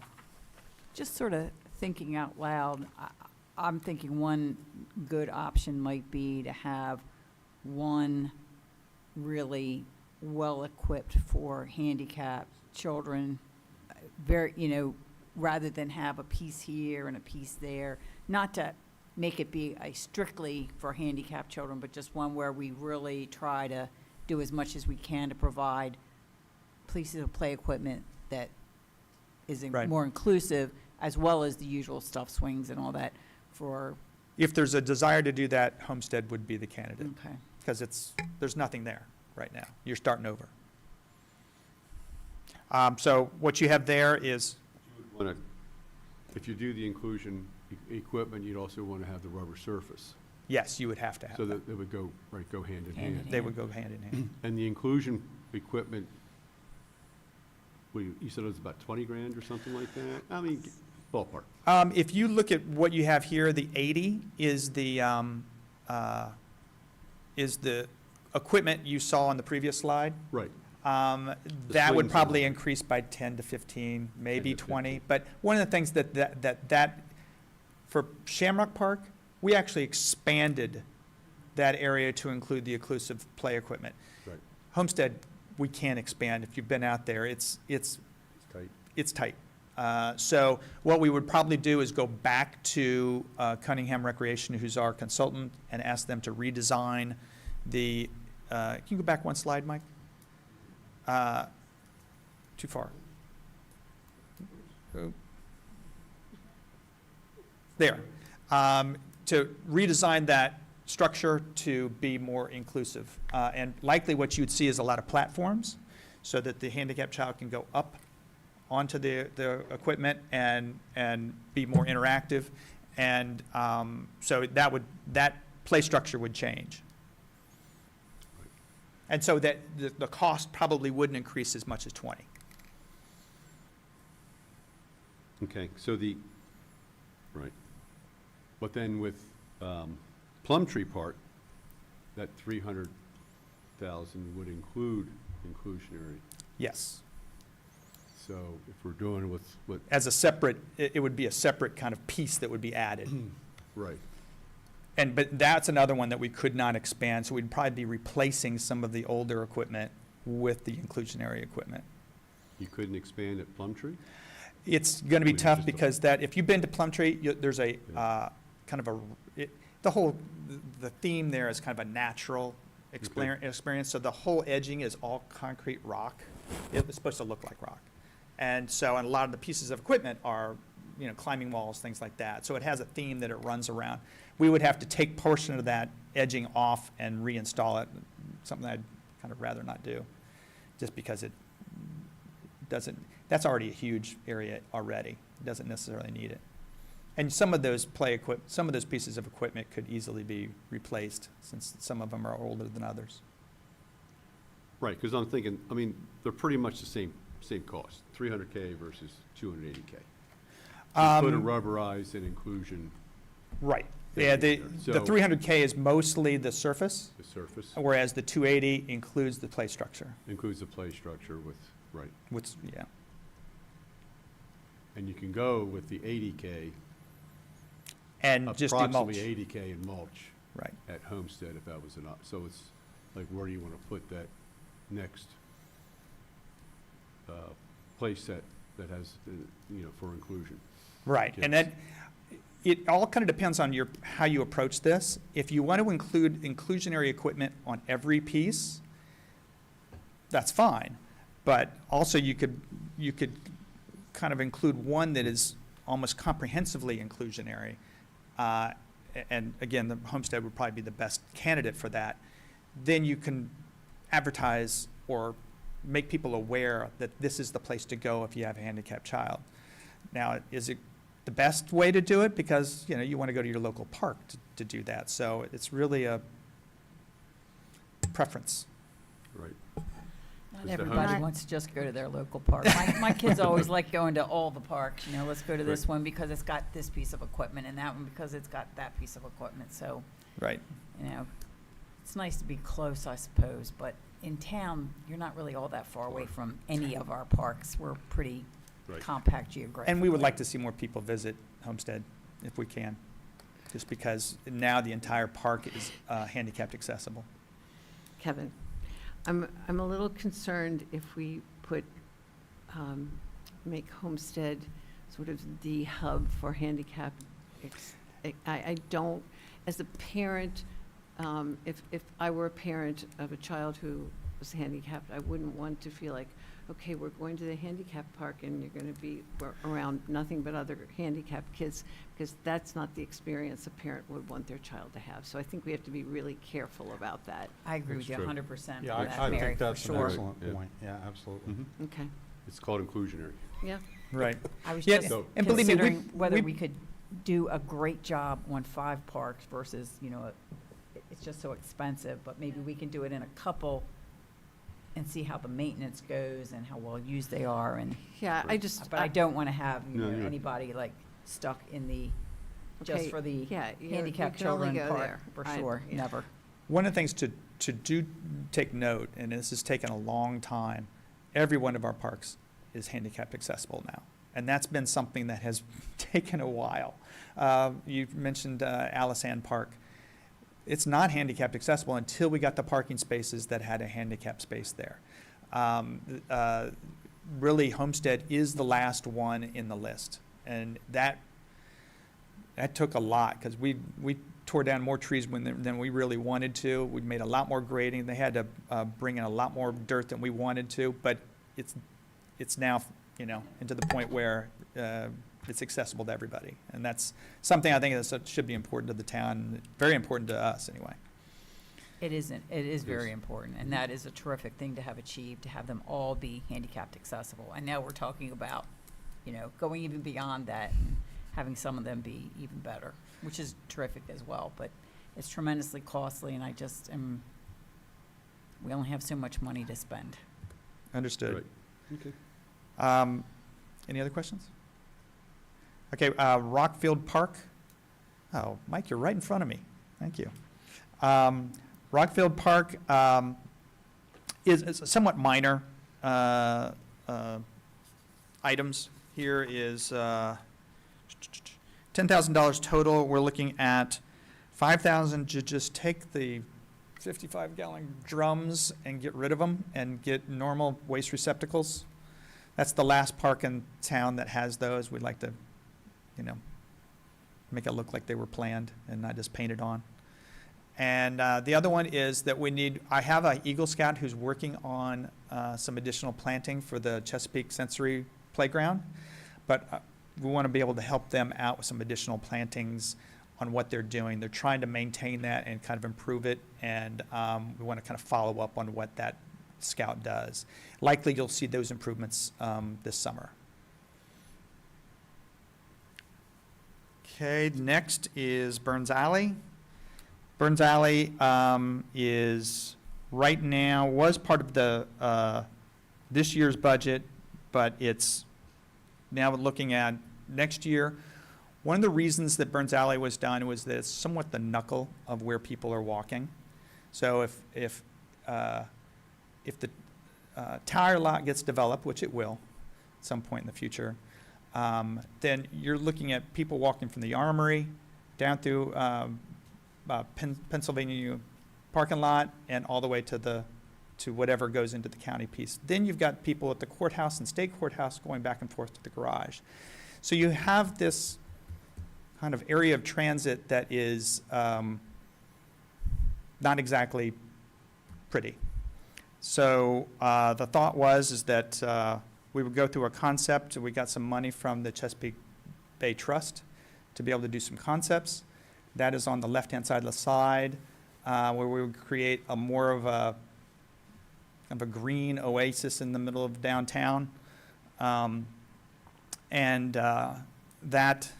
was what was shown, or actually the precursor to that was shown to folks in that are in and around the neighborhood.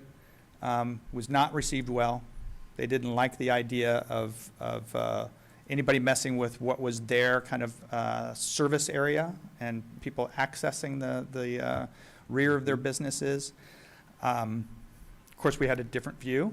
If you've ever been to Rehoboth or any of these other places, they tend to have some of the surface areas tightened a little bit and allow for what some people might call backdoor Main Street. That is, to me, going to increase the value of their property, not decrease it.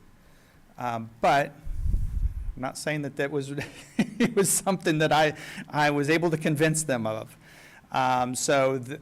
We went to a public meeting, or actually had a couple of public meetings, and then I went to them individually and asked them, you know, what is it you need? We tried to address that. That is the preferred concepts, what I call preferred concept under the, based on those conversations. The one other thing is that the county has not given any permission to go onto their property.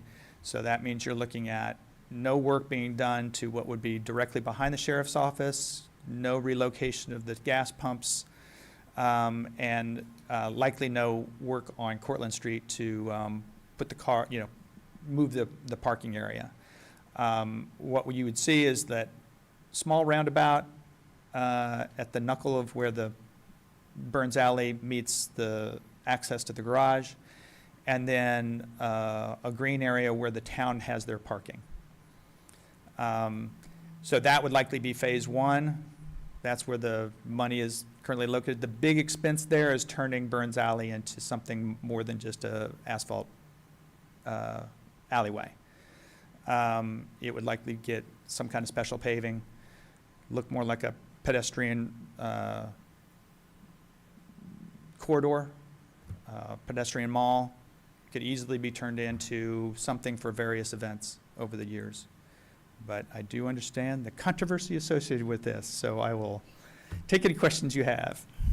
To say that the businesses were opposed is sort of an understatement based on my reading of the room at a couple of those public meetings. Yep. They were pretty hostile. Well, first of all, I do think that back alley, as I've spoken to Commissioner Chance about, could really use some sprucing up because it looks pretty rough. Especially a couple of those buildings, the rear of them where community services used to be has become like pretty unmaintained. There's some weeds and some other, which could be a very attractive little back patio there for that particular building. I think the county would be, I know the county would be amenable, or pretty sure the county would be amenable to, never want to say for sure, working with the town on running a venue from like where the old Highs is that they own, that's at the end of their parking lot, down the alley, you know, with some cleanup, maybe some dressing up with planters and other things to soften that area, and going down towards the other end.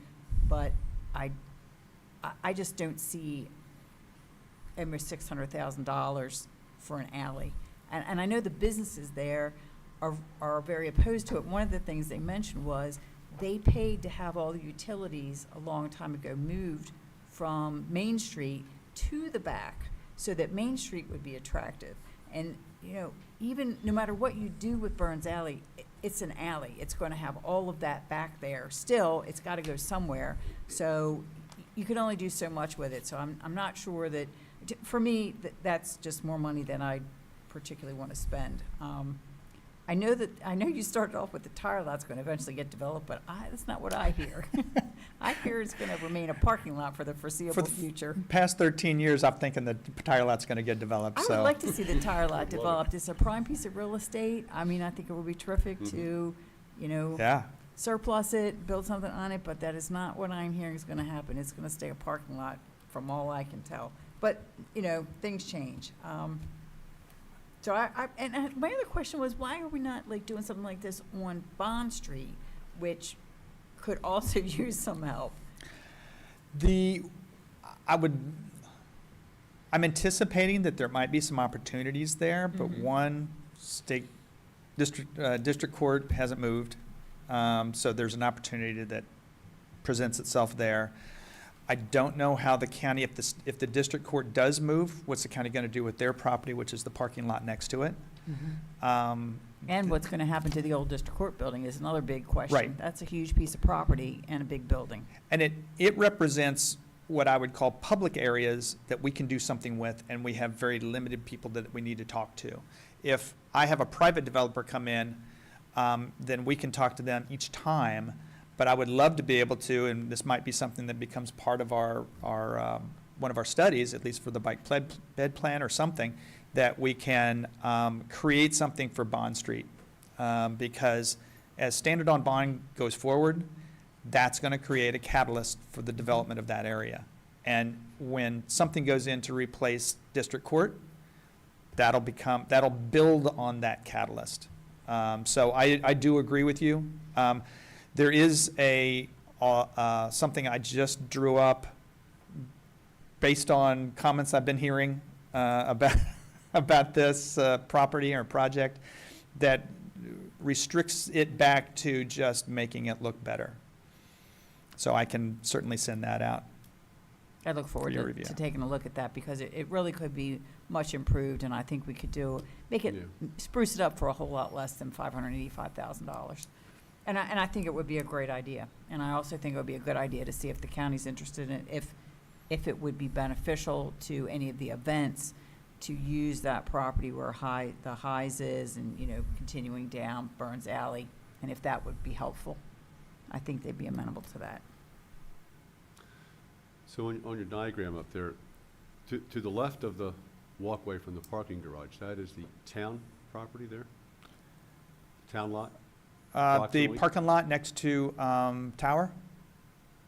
Is that what you're? No. Between just south of the parking garage, that you're turning into a green space. To the left, see the circle? Uh-huh, And then the walkway that goes through the circle to the parking garage? right. What's to the left? All those cars are in the parking garage, right? Yeah, the area to the left of that circle, which is Is kind of green shown a little space now. stippling, is currently parking and would become lawn. And that's a town lot. And that's a town lot. And to the right is Is a county lot County that's lot. used by the Sheriff's Sheriff's Department. Department. And I will say that the Sheriff's Department was amenable to these changes. It was just the Right. county themselves. And some of that parking would go off of that and go onto Cortland. Cortland's kind of there's no need to have Cortland be a two-lane street when it's a one-way. Okay. Any other comments, questions? I expected more.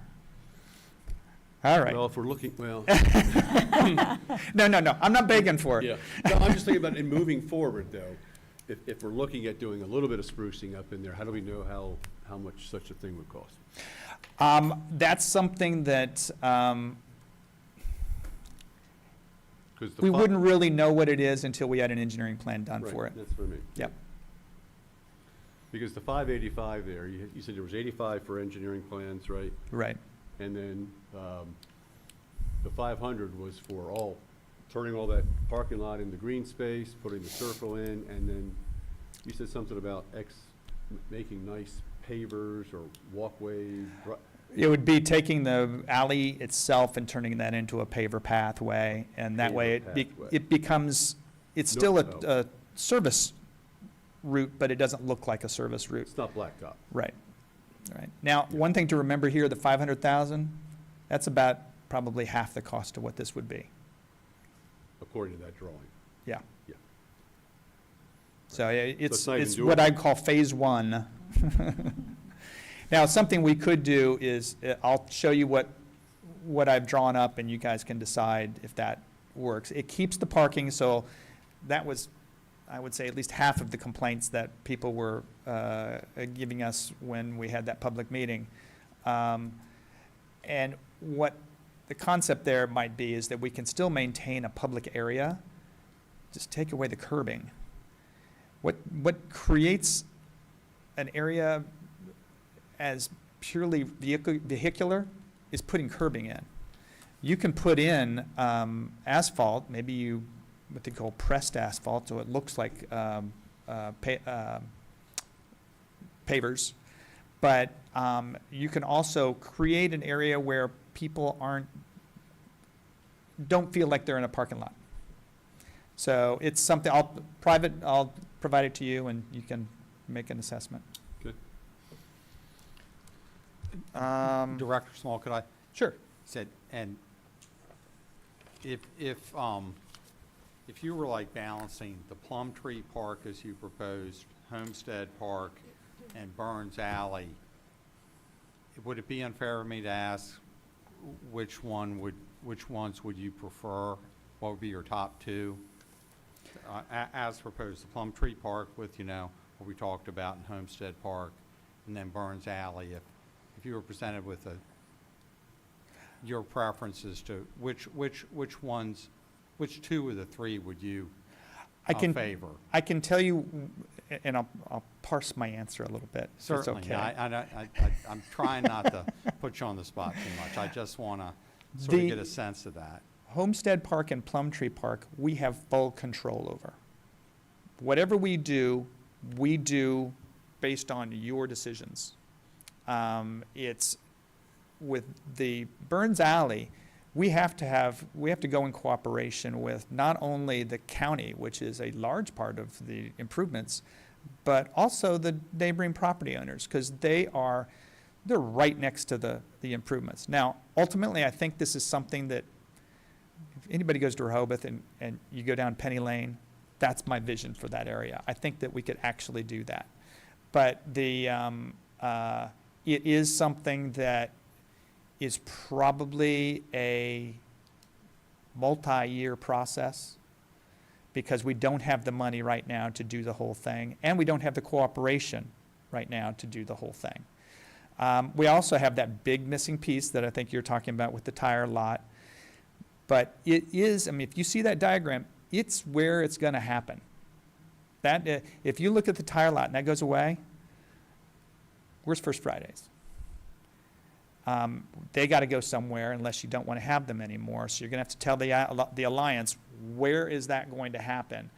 This might provide that space.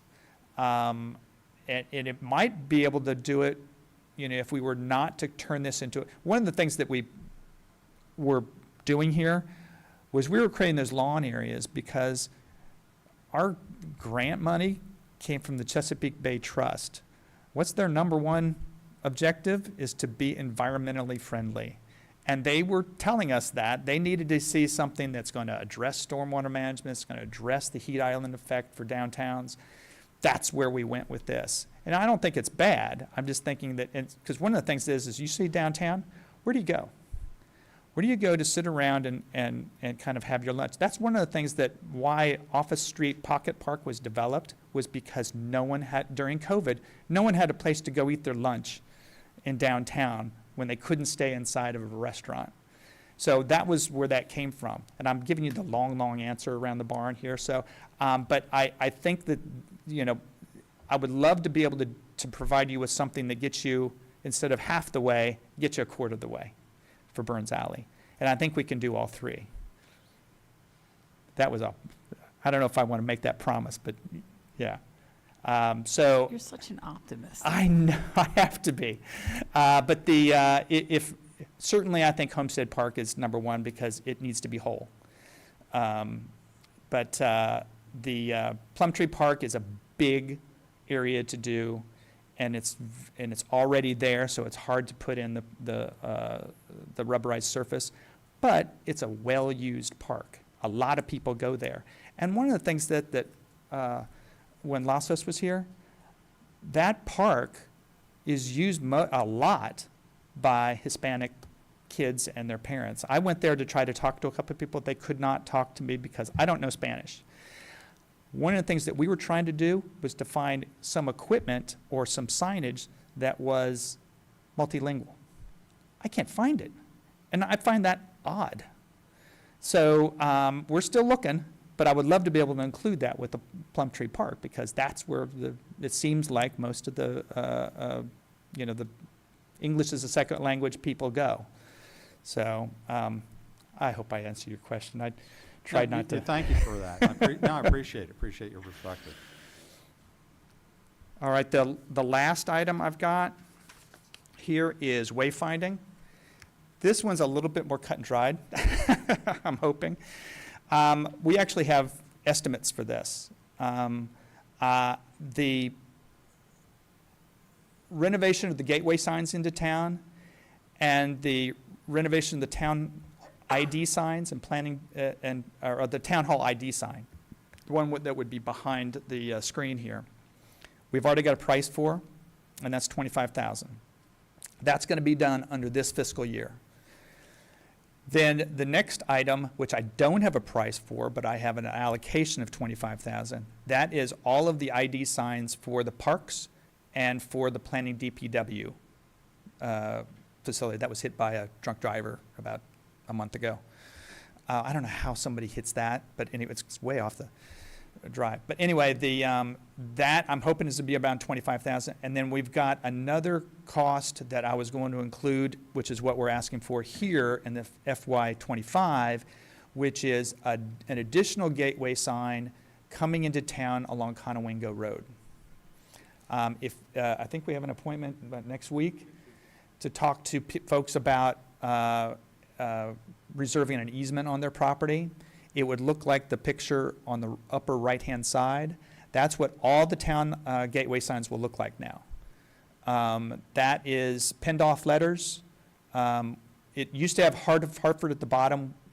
We decided, one, it's going to be covered up by foliage and flowers and whatnot. Plus, it's well, I think that we're Bel Air. We're not we're Bel Air. We're not Heart of Hartford. We're Bel Air.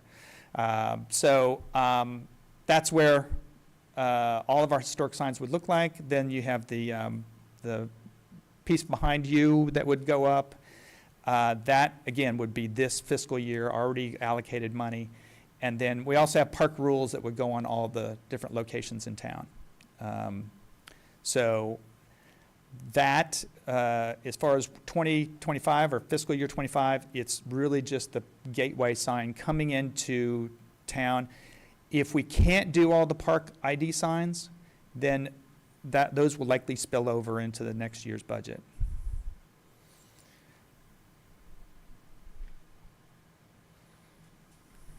One question on the town marquee out front. Did we ever decide on all that?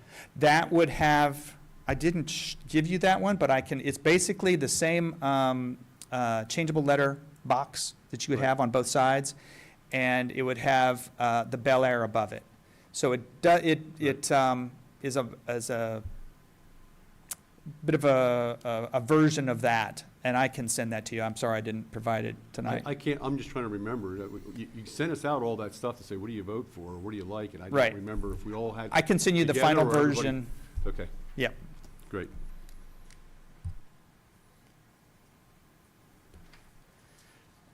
Okay. Sorry, I'm taking way too long. Thomas and George, I think, is next. All right, so Thomas and George Street, we just got 90% drawings back for Thomas and George. We made comments, sent them back to the engineer. I would assume we would have something we can send out the door to be bid on within the month, likely earlier than that, because I don't see there's a whole lot of change. We're actually supposed to meet with them this week to go over any of their issues. It is $1 million. That it was estimated $1 million. If you can see the phase 1, phase 2, phase 3, that was 2017.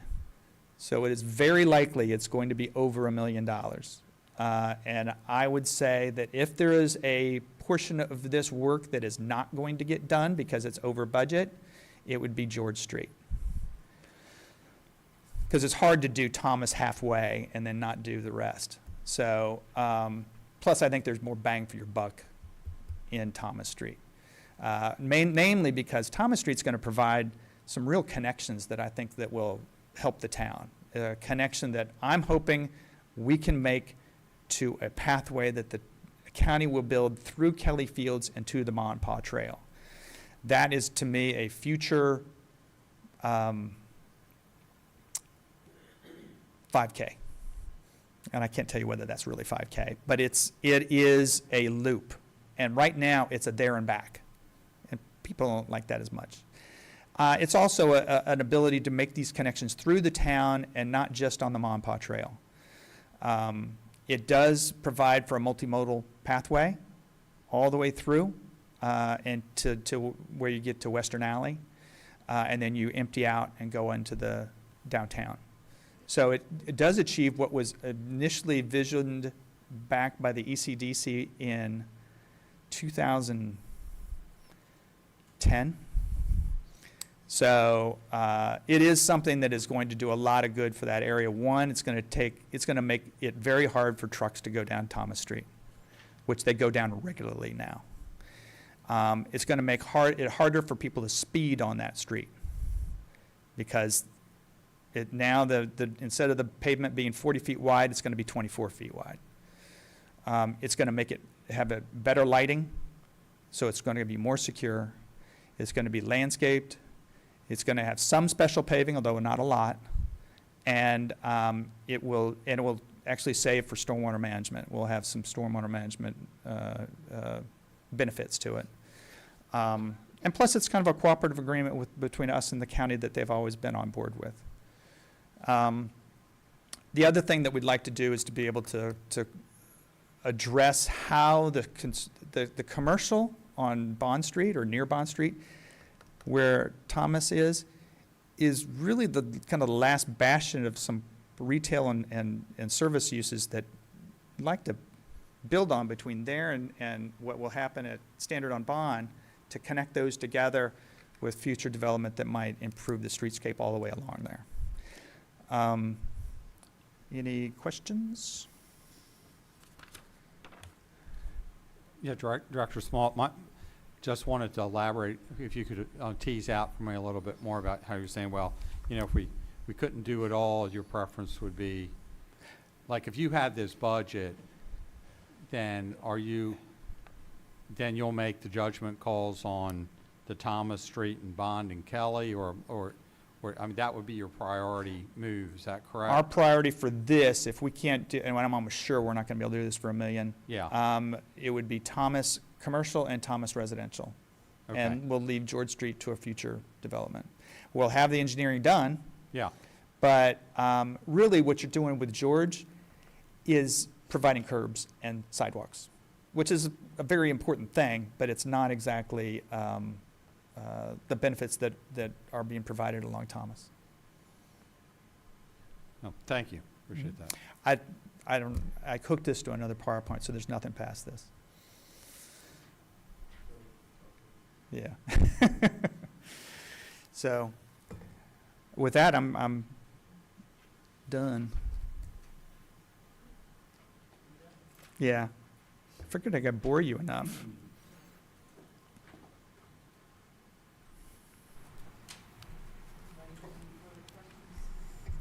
For Director Small. All right.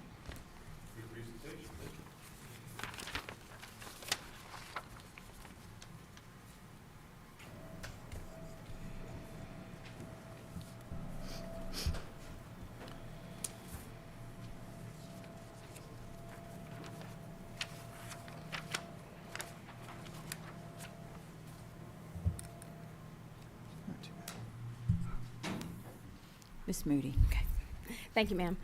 So we're going to move on to the benefits section. If you all want to turn to page 112. We're going to start here.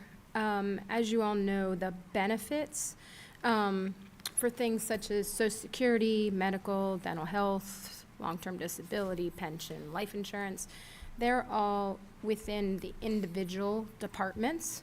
Not within the benefit department. So we're going to start here, and I'm going to talk a little bit about a few of these, and then we're going to move to one of the departments that has all of the benefits in it, just so you all can see the justifications, and I'll just talk about each one of the different benefits, okay? So again, on page 112, the 1450-0185 or OPEB. This is healthcare for retirees. The town did join the MACO OPEB Trust in fiscal year 16. We were the initial municipality to join that trust. There are a few other municipalities that have joined since then. I sit on the board of directors of the trust. We meet 4 times a year, and it's managed, I would say, very well.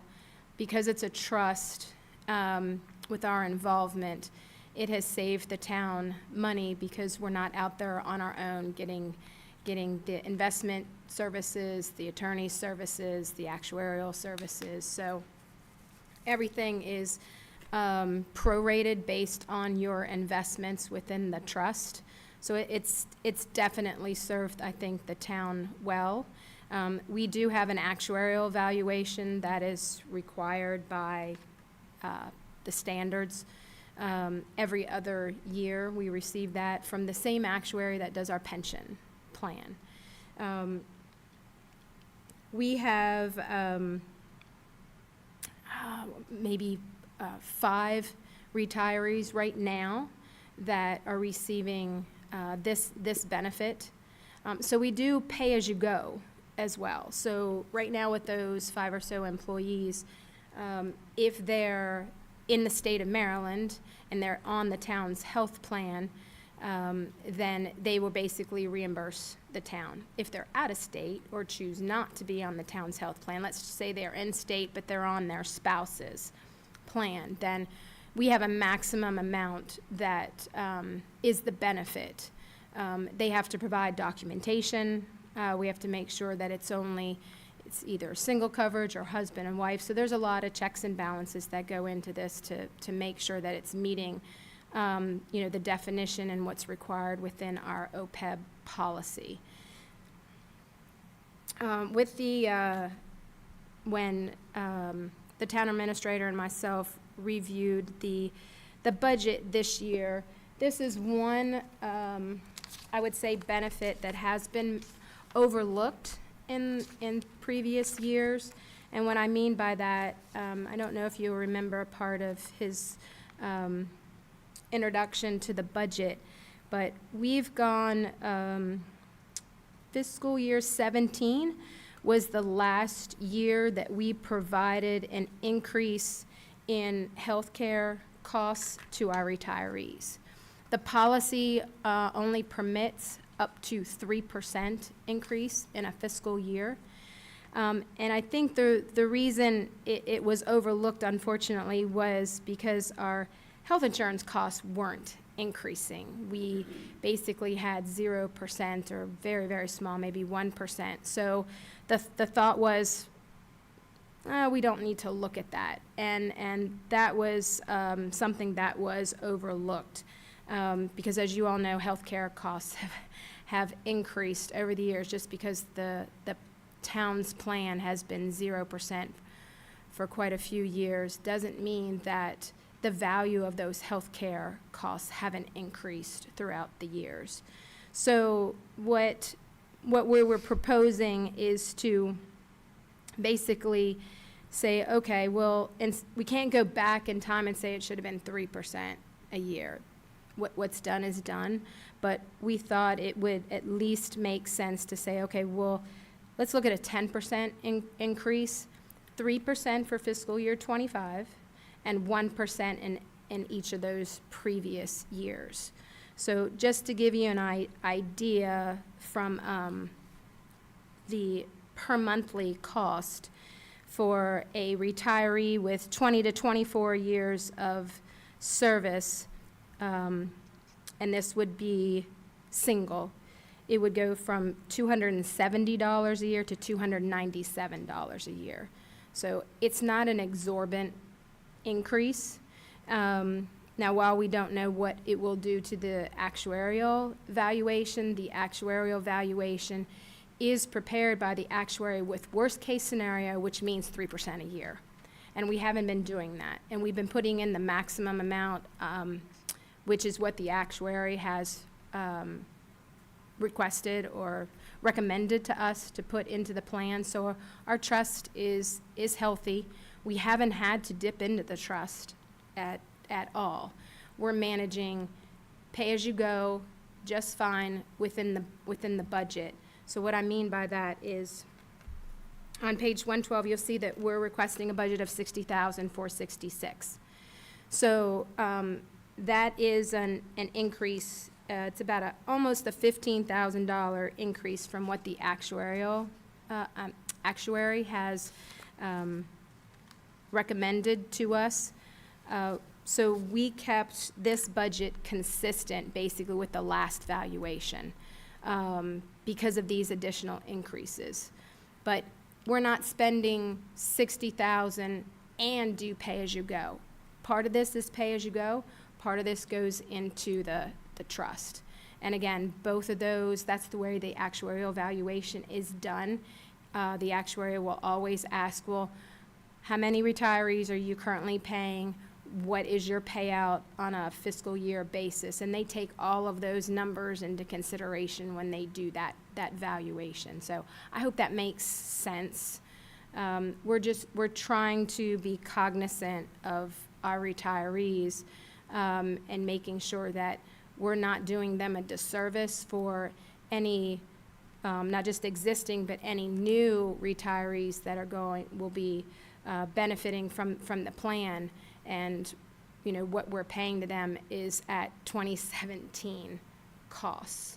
Do you guys have any questions with that? I am confused, so I Okay. do have questions. That's okay. So we currently have 5 retirees covered under this provision. And once you're 65 and on Medicare, you are off of this plan, That's correct. correct? Okay, and you're talking about, like, the town pays them. I don't understand how it works. The town gives people X number of dollars to defray the cost of their health insurance, or they're on the town's plan? It can be both. Okay, So if they're the town's plan, Mhm. then we're billing them every month. So they're Okay. reimbursing us their portion, okay. which And what is the that? total premium less the dollars that are in our policy Gotcha. that So the it'd be the town total premium pays. less the $270 Correct. or whatever, and that's what we send them a bill That's what for. we send them a monthly Okay. bill for. And then you'll have others that are not on Mhm. the town's health plan. They may live out of state, they may be on their spouse's plan. And so in that case, they will actually send us their documentation and we'll pay them. We reimburse them what those costs are. That was the weird quirky thing. The county doesn't do that, the state of Maryland doesn't do that. That's unusual. I don't know how else you would, You I mean, just they're get- entitled to the benefit, so. You get nothing. If you don't take it, they don't send you a check. You mean if they don't stay on the plan, on the Correct. town's plan? Correct. If you have Ours- coverage under a spouse, actually, if you don't take coverage when you retire, you can never get back in again on the county's plan. That is not true of the city of Baltimore or the state of Maryland, but none of those 3 will send you a check if you're not covered by their plan. Ours does work that way in that if you stay on the town's health plan and then you Mhm. drop it for any Mhm. reason, you can't get back on it. Okay. So we do have that provision. But if you're not on it, we're sending you a check, but you can never get back on it? Is that what you're saying? Well, we're because they have their own health plan. Right. So we did not feel, when the policy was put together, we did not want to, our retirees have worked hard, they've earned the Mhm. benefit, they've put the years of service in, just because they move out of state. We didn't want to penalize them and say, oh, you have to stay in the state of Maryland and you have to stay on our plan. That would be difficult to say. The state, you have to stay in the state of Yes. Maryland, And I think. to but- be honest, you may not always want them to stay on your plan. I Michael's would pay shaking his people- head. I would pay people, I wish that, You yes, wouldn't I think. necessarily want to incentivize the retirees Right. to stay on your plan. It's actually potentially less expensive to allow them Mhm. to get their coverage wherever they want and then pay That- them their portion. That was why I stayed on the county's plan, and it cost them every year. But that was why I did it, because if I left, I couldn't get back on it. So Yeah. you're right, it does incentivize people to stay on the plan for And in the sure. cases that we are cutting those retirees checks because they're on another plan, we're not reaching our maximum amount that we owe them because their Mhm. health is cheaper. Mhm. Because this is kind of based off of our plan. So those that are not on our health plan are actually drawing less money from this OPEB plan. And some, Paying if they were on. Correct. Correct. Yes. And s- But it is unusual because I can tell you that none of those 3 other jurisdictions do that. They just say, God bless you, and we're glad we're not paying for you, but that's as far as they go. That's funny. Any other questions, guys, on that? Okay. That was the only couple of questions that I had. Okay.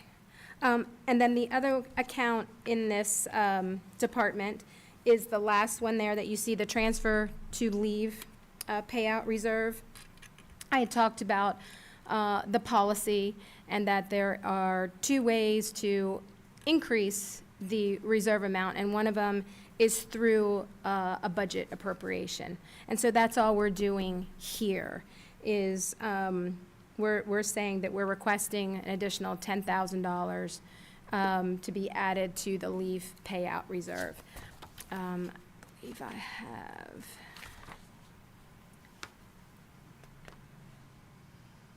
The maximum that we could do per policy would be $30,000. But we've generally stuck with the $10,000 because at the end of the fiscal year, when all the numbers are finalized, we've had money to put back into this fund, so we didn't want to tax the budget process at the beginning, when historically we've had money at the end to be able to utilize for this purpose. Any questions on this section of benefits? Okay, so I'm going to have you all, if you would, turn to page 144.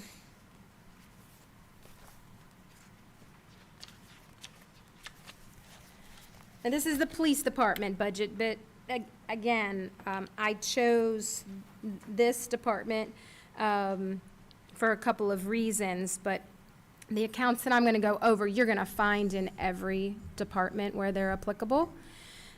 So the first one on page 144 is, of course, Social Security. Everyone knows we're paying FICA. It's 7.65% of salaries. Overtime, our deferred comp match, and the resident rebate that we provide. Medical insurance is the next account, which is 0145. We do offer a high deductible health plan with a health spending account by contract. Again, our rates did not increase for fiscal year 25. We are proposing to continue to pay 100% of the premiums. That's the town paying the premiums. And the continuation of the town contributing 35% of the deductible to the employee's HSA account for the high deductible. Our deductible is $3,000 for a family, and then it's $1,500 if you're single. And when I say family, it includes husband, wife, parent, child as well. Dental insurance is next. Again, the plan is by contract. The town pays 50% of the premium. The employee pays the other 50%. Rates decreased by 1% for fiscal year 25. Vision works the same way with a 50-50 split, and rates did decrease by 1%. We talked about disability insurance earlier. This is for non-job related situations and is offset by Social Security disability. It's by contract, actually through Legit. Legit procures this, and if you want to participate in it, which we do, kind of get the most bang for your buck here. We did, we meaning Michael and I, did receive an email recently from Legit. Rates will not only not increase for fiscal year 25, but they will not increase for fiscal year 26 either. So we've got 2 years. And they haven't increased for quite a few years. And the town pays 100% of the premiums on this as well. Just to interrupt you for a second. Yes, ma'am. If it was a job-related disability, it would be through the pension? Job-related would be workers' comp. Okay, so there's no disability retirement under the town's plan? There is a disability retirement. There is a disability retirement, okay. The pension, we've talked about this in the past. 2 different plans, civilian and sworn. 2 different boards of trustees. plan documents, et cetera. They are totally separate from one another. The town contributes 8.7% into the civilian plan and 9.4% into the sworn plan. And again, these are based on base pay. So it doesn't take into consideration bonuses or overtime or anything like that. It is strictly base pay. Which is pretty traditional for Yes, pension ma'am. plans. Life insurance is a death benefit for employees at 2 times salary. It's term insurance. It is by contract, again, through Legit, similar to the disability.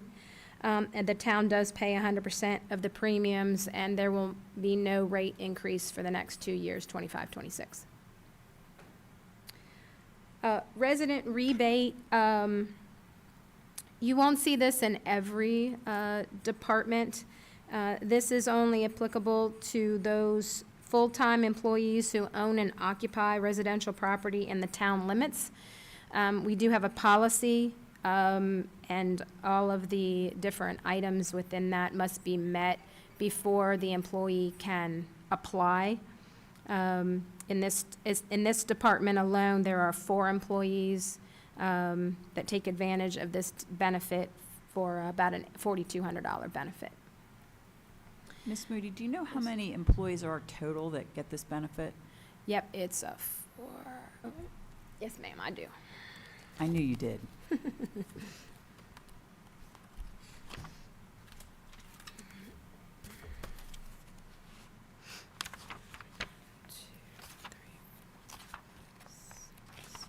Seven. Thank you. Sure.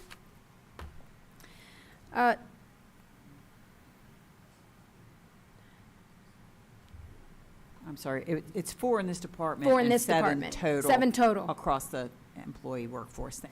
Correct. Deferred compensation is the next account. This was a benefit that the town started a very long time ago.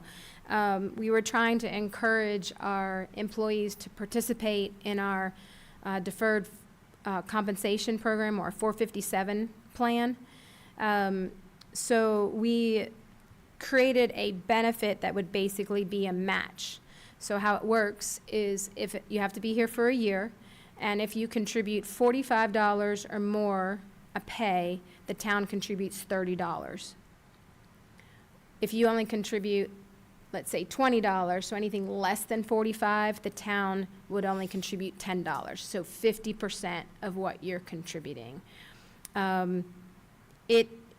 It did at the time, and many years after that, encourage higher participation in this plan. It's just another way for, our employees to save for retirement. And we've had a lot of new employees recently, and this is probably something that we need to have some further discussions with these newer employees. But we're around 80 to 85% participation rate, which is still pretty darn good. So it has been a worthwhile benefit. Workers' comp we've talked about off and on. Our modification rate did decrease from 1.62 to 1.36, so it is still a premium over that 1, but we are making headway, going in the right direction, which is definitely something that we want to see. Again, it's based on the town's claims and the experience for the last 3 completed fiscal years. So when Chesapeake Employers, whom we're with, looks at our mod, they are not looking at fiscal year 24, because it is not a completed year. So 23, 22, and 2021. The reason for the decrease is we dropped a bad year and picked up a better or a good year. The base rates for our classes is set by the National Council of Compensation Insurance. And we have 3 classes. We have a clerical, sworn officer, and then an other, which is mainly going to be your public works force that are out on the street. Clerical dropped 11.1%. Sworn officer also decreased 6.56%. And then our other class increased 1.34%. So those were the benefits that I just wanted to go over them with you. You'll see those in each one of the different departments. Anybody have any questions before we move on? Okay, we'll move on to miscellaneous then, which is page 113.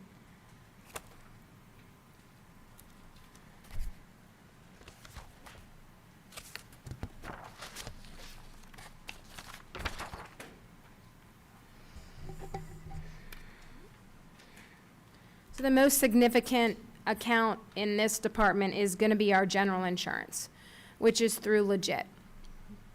So this category includes, everything from general liability to police and auto liability, vehicle endorsement, crime insurance, property insurance, terrorism insurance. It also includes our volunteer insurance for accident and medical reimbursement, volunteer liability. While we did not have concrete rates from Legit, which generally they don't have, they always do their workshops mid to the latter part of March. So they were able to provide us with a preliminary rate, and that increase was a 6.7% overall change in funding. So some categories will go up, some categories will go down, but at a preliminary view, it was a 6.7% increase.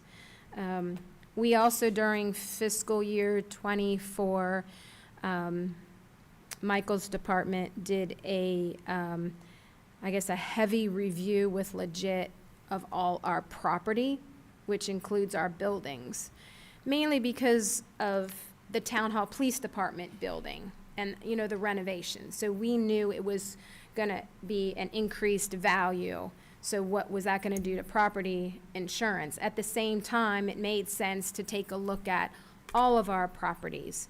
So with that, we did receive some hefty increases that we were just underinsured, but better to be safe and bring those coverages up to where they need to be if, God forbid, something happens and we have to use that insurance.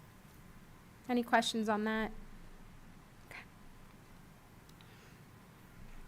Our employee recognition, which is the next account, includes our crab feast and our Christmas party, as well as the gift certificates that you all provide for Christmas time.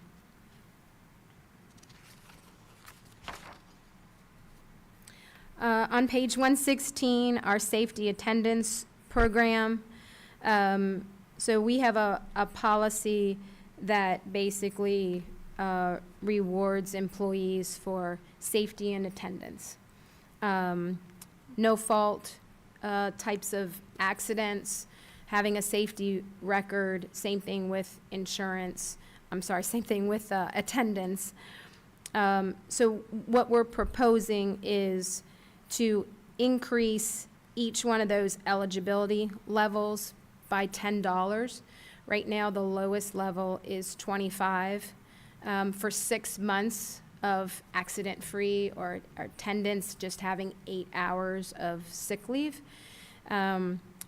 Those dollars have never been increased. The maximum is $50 that you can receive, and I think it's over a 5-year period. So by increasing a $10 increase in each of the eligibility levels, it's a total increase of the budget of about $2,800. But when you have a policy like that, sometimes you have to retake a look at it and see if those dollars still make sense with the time. So we thought $10 was a modest increase to request. 0280, which is the contributions donations. You'll see, you heard from the Historical Society today. You heard from Lassos today. You'll hear from the Armory Alliance. You'll also hear from the Education Foundation, which you'll note has been removed from the budget. The Lions Club Derby, we paid for their insurance last year, so it's in the budget this year. We participate in Home Run for the Homeless, our Public Works and Police Department do. Of course, Kite Day was just this month, and we pay for the buses, a portion of the kites, the porta pots, and sometimes taking the folks out to dinner, so that's a $2,000 cost.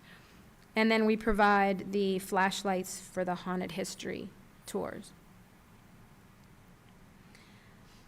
We moved our volunteer recognition account from the commissioner's budget to the miscellaneous budget, where the staff has been talking about doing something differently for our volunteers this year. We really haven't come to terms with exactly what we want to do, but we feel like the dinner, we're not having enough participation from our volunteers. We're having more staff attend than we all are volunteers.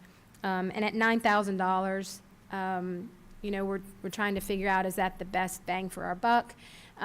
Is this how we really want to recognize our volunteers when our volunteers are not able to come for whatever reason?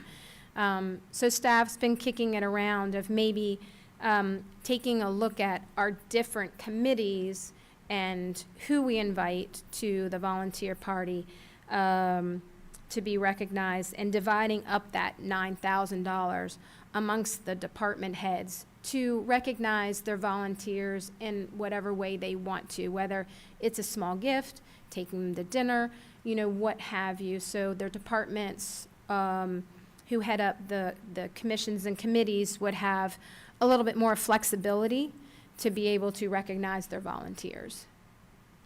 And because this has been moved, I can't tell what we spent on it last year. Do you know? Oh, sure. It does still show up on I'm sure it's somewhere. on page 114.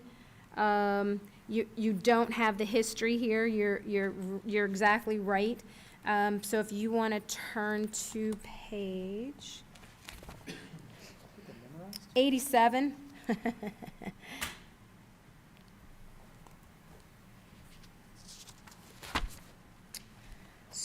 Nope, scratch that, sorry. It's actually 86. It's under community see it. events, 86 and 87. We spent 8660 in fiscal year '24, 8654 in '23, 22 7,500. So So it's pretty close. we just maintained the same level of budget. Thank you. You're welcome. I knew it was in there somewhere, It's but all good. you'd find it faster than I That's would. no problem. I'm happy to help. The last account in this department is the other account. So don't panic. We're not spending $343,000 of other, and it's really the other true other in this account is only about $2,500. The rest of it is where we historically have housed our COLA proposal to you all. So we're proposing, as you know, a 3.5% cost of living increase for all employees. You'll see there on page 116 the breakdown between salaries and benefits, but it's a total cost of $341,000. And then this will be one of the items that we'll add to our outstanding list that I think I mentioned. I'll ask you all to kind of do an unofficial approval so that I can take that and spread it amongst all the departments for the final budget. Do you all have any other questions on the cost of living or anything in this department? I know I asked, and I don't know if you have that information, it's how much is, between the step and a COLA, what are employees getting? So the average merit COLA is 6.66%. So that's COLA and merit. Because you have some employees who are receiving a 5% merit. You have some employees that are receiving maybe a 3 or 2 or 4. So on average, when I took all the employees of the town, it's 6.7%. Thank you. You're welcome. And then lastly, on page 117, very similar to the leave payout reserve, you'll see the capital reserve. Again, by policy, and $20,000 is the minimum amount, and that's what we're requesting in this budget. Any other questions? Okay, we'll move on to debt service.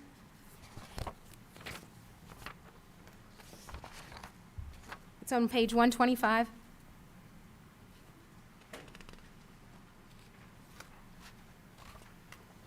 We're not proposing any new debt in fiscal year '25, which I do like to say. Our equipment and vehicles, if you'll turn to page 126, you'll see the breakdown of the 2 loans that we still have outstanding for our vehicles and equipment.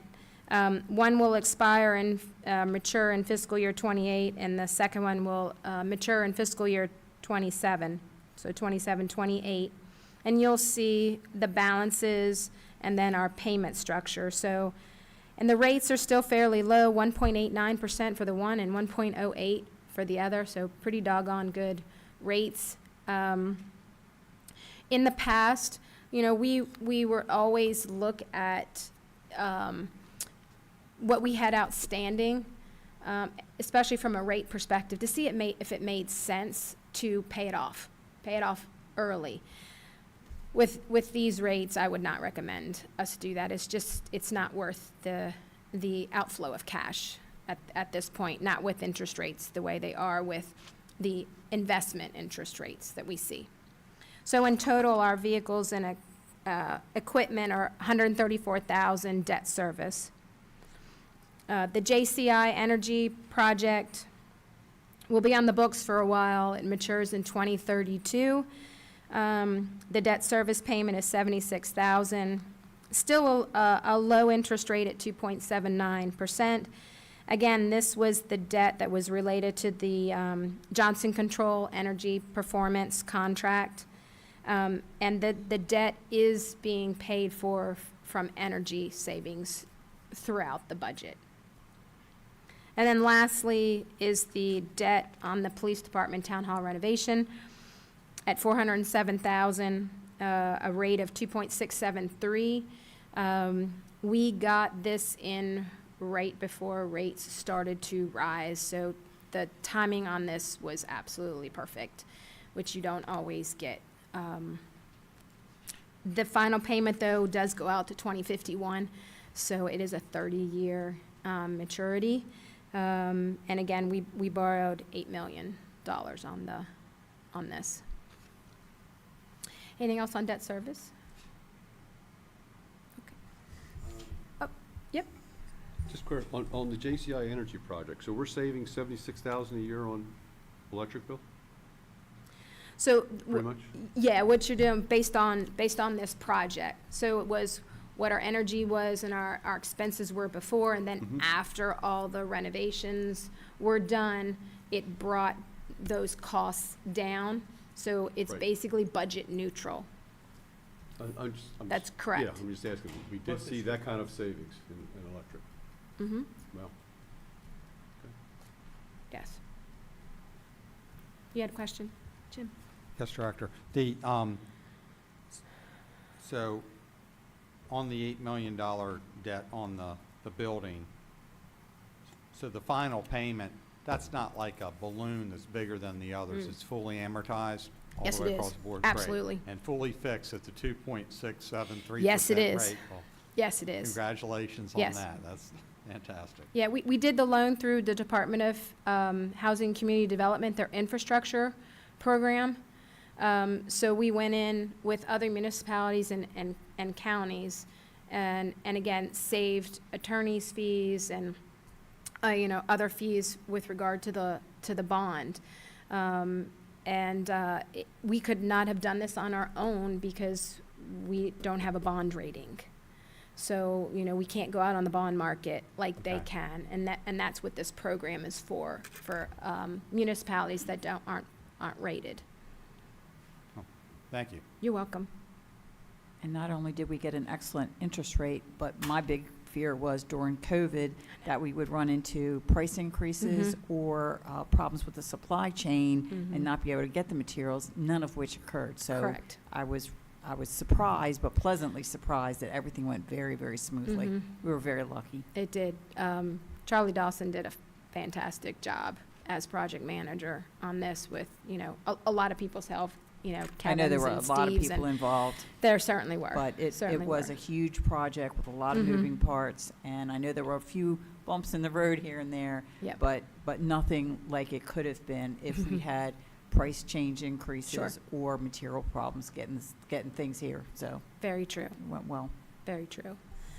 All right, so that brings us to C on our agenda. And I have the outstanding item list coming around to everybody.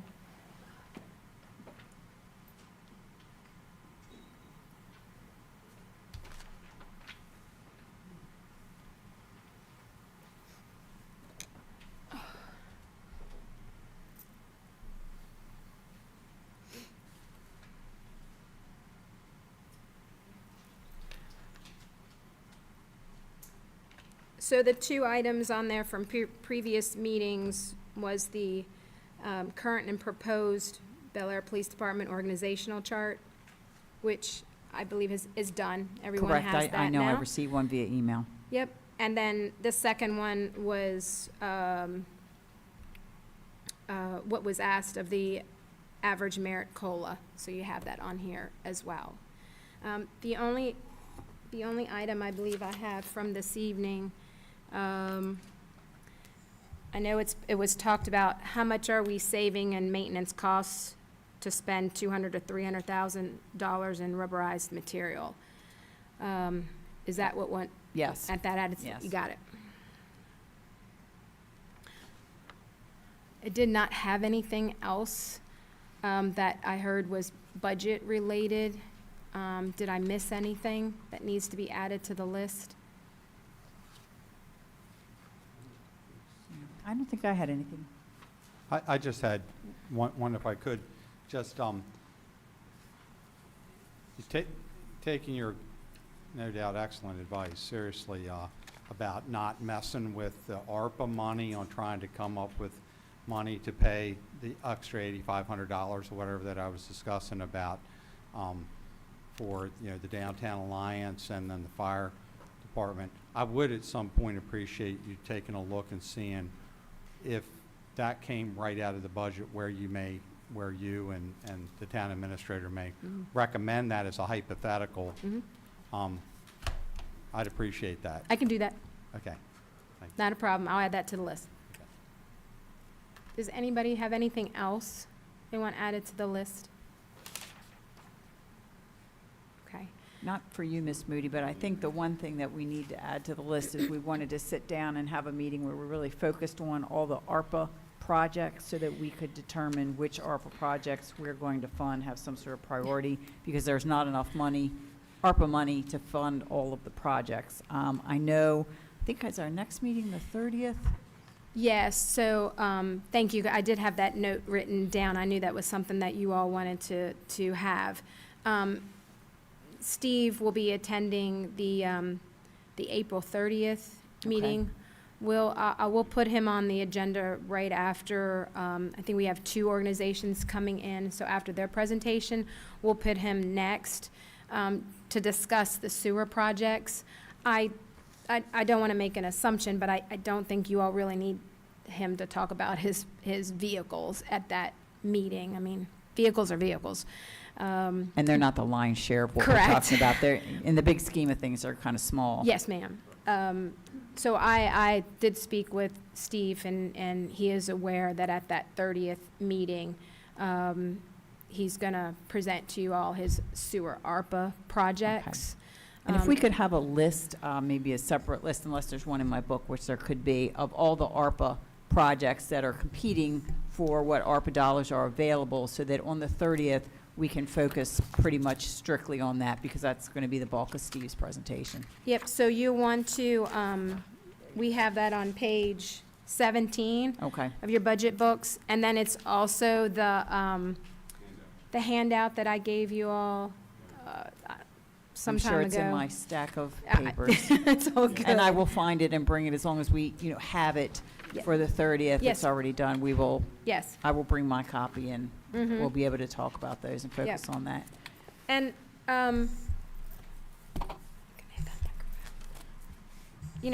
also at the 30th meeting, I want to try to, help you all in that if there are projects that you all want to do, but obviously can't be funded from ARPA, sewer fund aside, so I'm talking general fund only at this point in time. We're not utilizing a lot of capital reserve monies in this fiscal year's budget, 175,000. So, that is going to be part of the conversation when we talk about ARPA, because if there's projects that you all want to accomplish, but they can't be done through ARPA, then we need to talk about them from the standpoint of capital reserve. There's nothing wrong with that. We need to utilize that money. It is healthy, like I've mentioned. That's what it's for. That's why we're setting money aside. Let's not get behind as we did many years ago with our projects. So I just wanted to mention that while it was foremost in my head, that's something that should be part of that conversation that we have. Great. With respect to that, in the out years now, next, ARPA's gone next year. We're talking about the state, fewer revenues, or, do we want to spend that now? Are we really going to need it maybe next year? It's hard to project out, but I mean, it's like, So just keep in mind, you can't use, when we're talking about capital projects, you can't use capital reserve for operating. Capital correct, reserve, but we'll always have capital projects every year. you will, Right. you will, So, absolutely. coming out of the general fund. Mhm. So it's just a, And that's a the little shift conversation. Ex- of type of exactly. thing. So it's like. And I'm not suggesting that we do all of these projects that can't be funded through ARPA this Right. year with capital reserve, but maybe pick a project that can't be funded through ARPA that you would like to see done on that list and focus on that. But certainly, there are always going to be capital projects to do. And as Right. you can see here, I mean, we've got 175,000. In fiscal year '24, I think we budgeted 432,000 through capital. You just don't know what the year is going to bring in fiscal year '26 with everything swirling around, with the highway user, and it'll be our third triennial, the third year of the triennial real estate taxes, so it still should be fairly consistent. If rates start to come down, your interest income isn't going to be as healthy either. So there's a lot of different factors that go involved. So sure, that's not necessarily at the forefront, because shoot, that's a year and we're still trying to budget for 25, but something to keep in the back of our minds, absolutely.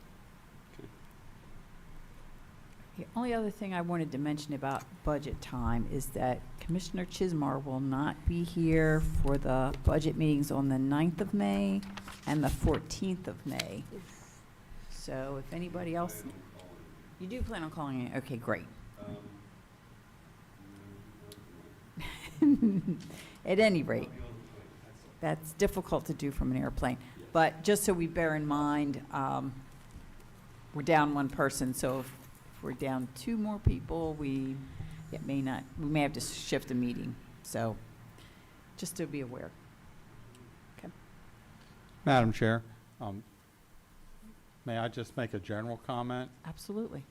So first, I'd like to start off by stating that through my career in my life, I've tried to hold myself to a high standard of professionalism and at the highest regard, and I want to publicly state that I have failed in that mission, particularly during the budget meeting of April the 11th of 2024.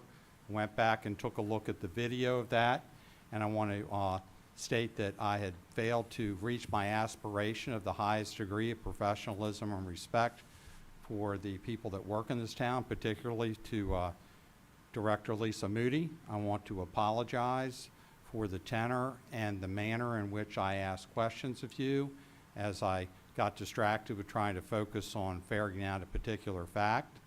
And I apologize for that. I had failed in my professional level that I hold myself to, and I have nothing but the highest regard for you, for your intellect, for your judgment, for the way that you have managed to keep this town together for a long, long time, and wanted to let you know that. And in regard to that, I wanted to apologize to Mr. Hopkins for my inappropriate manner in asking those questions, because I know that you, as the shepherd of your department heads, take these matters, and rightfully so, to heart.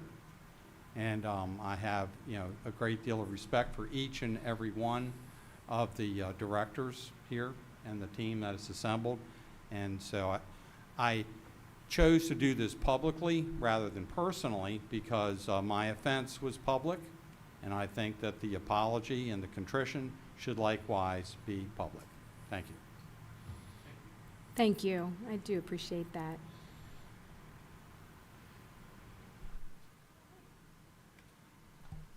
And on that note, does anyone have anything else to add to our budget session? I just have one reminder for you. Safe Streets for All issued a draft action plan. I was going to forward you the plan, but it's too big to forward. So I'm going to send you a link to that tomorrow if you'd like to look through it. It's a very thick plan. So, but do understand that Aberdeen and Havre de Grace have their parts in it, so it's not necessarily. It's also the small committee that the town has to review that. Our comments are going to be part of that when I send you the link. So you'll have that to look at. All right, thank you. Anything else? All right, in that case, we have finished the end of our agenda. Do I have a motion to adjourn? So moved. Do I have a second? Second? And everyone in favor say aye. Aye. We are adjourned.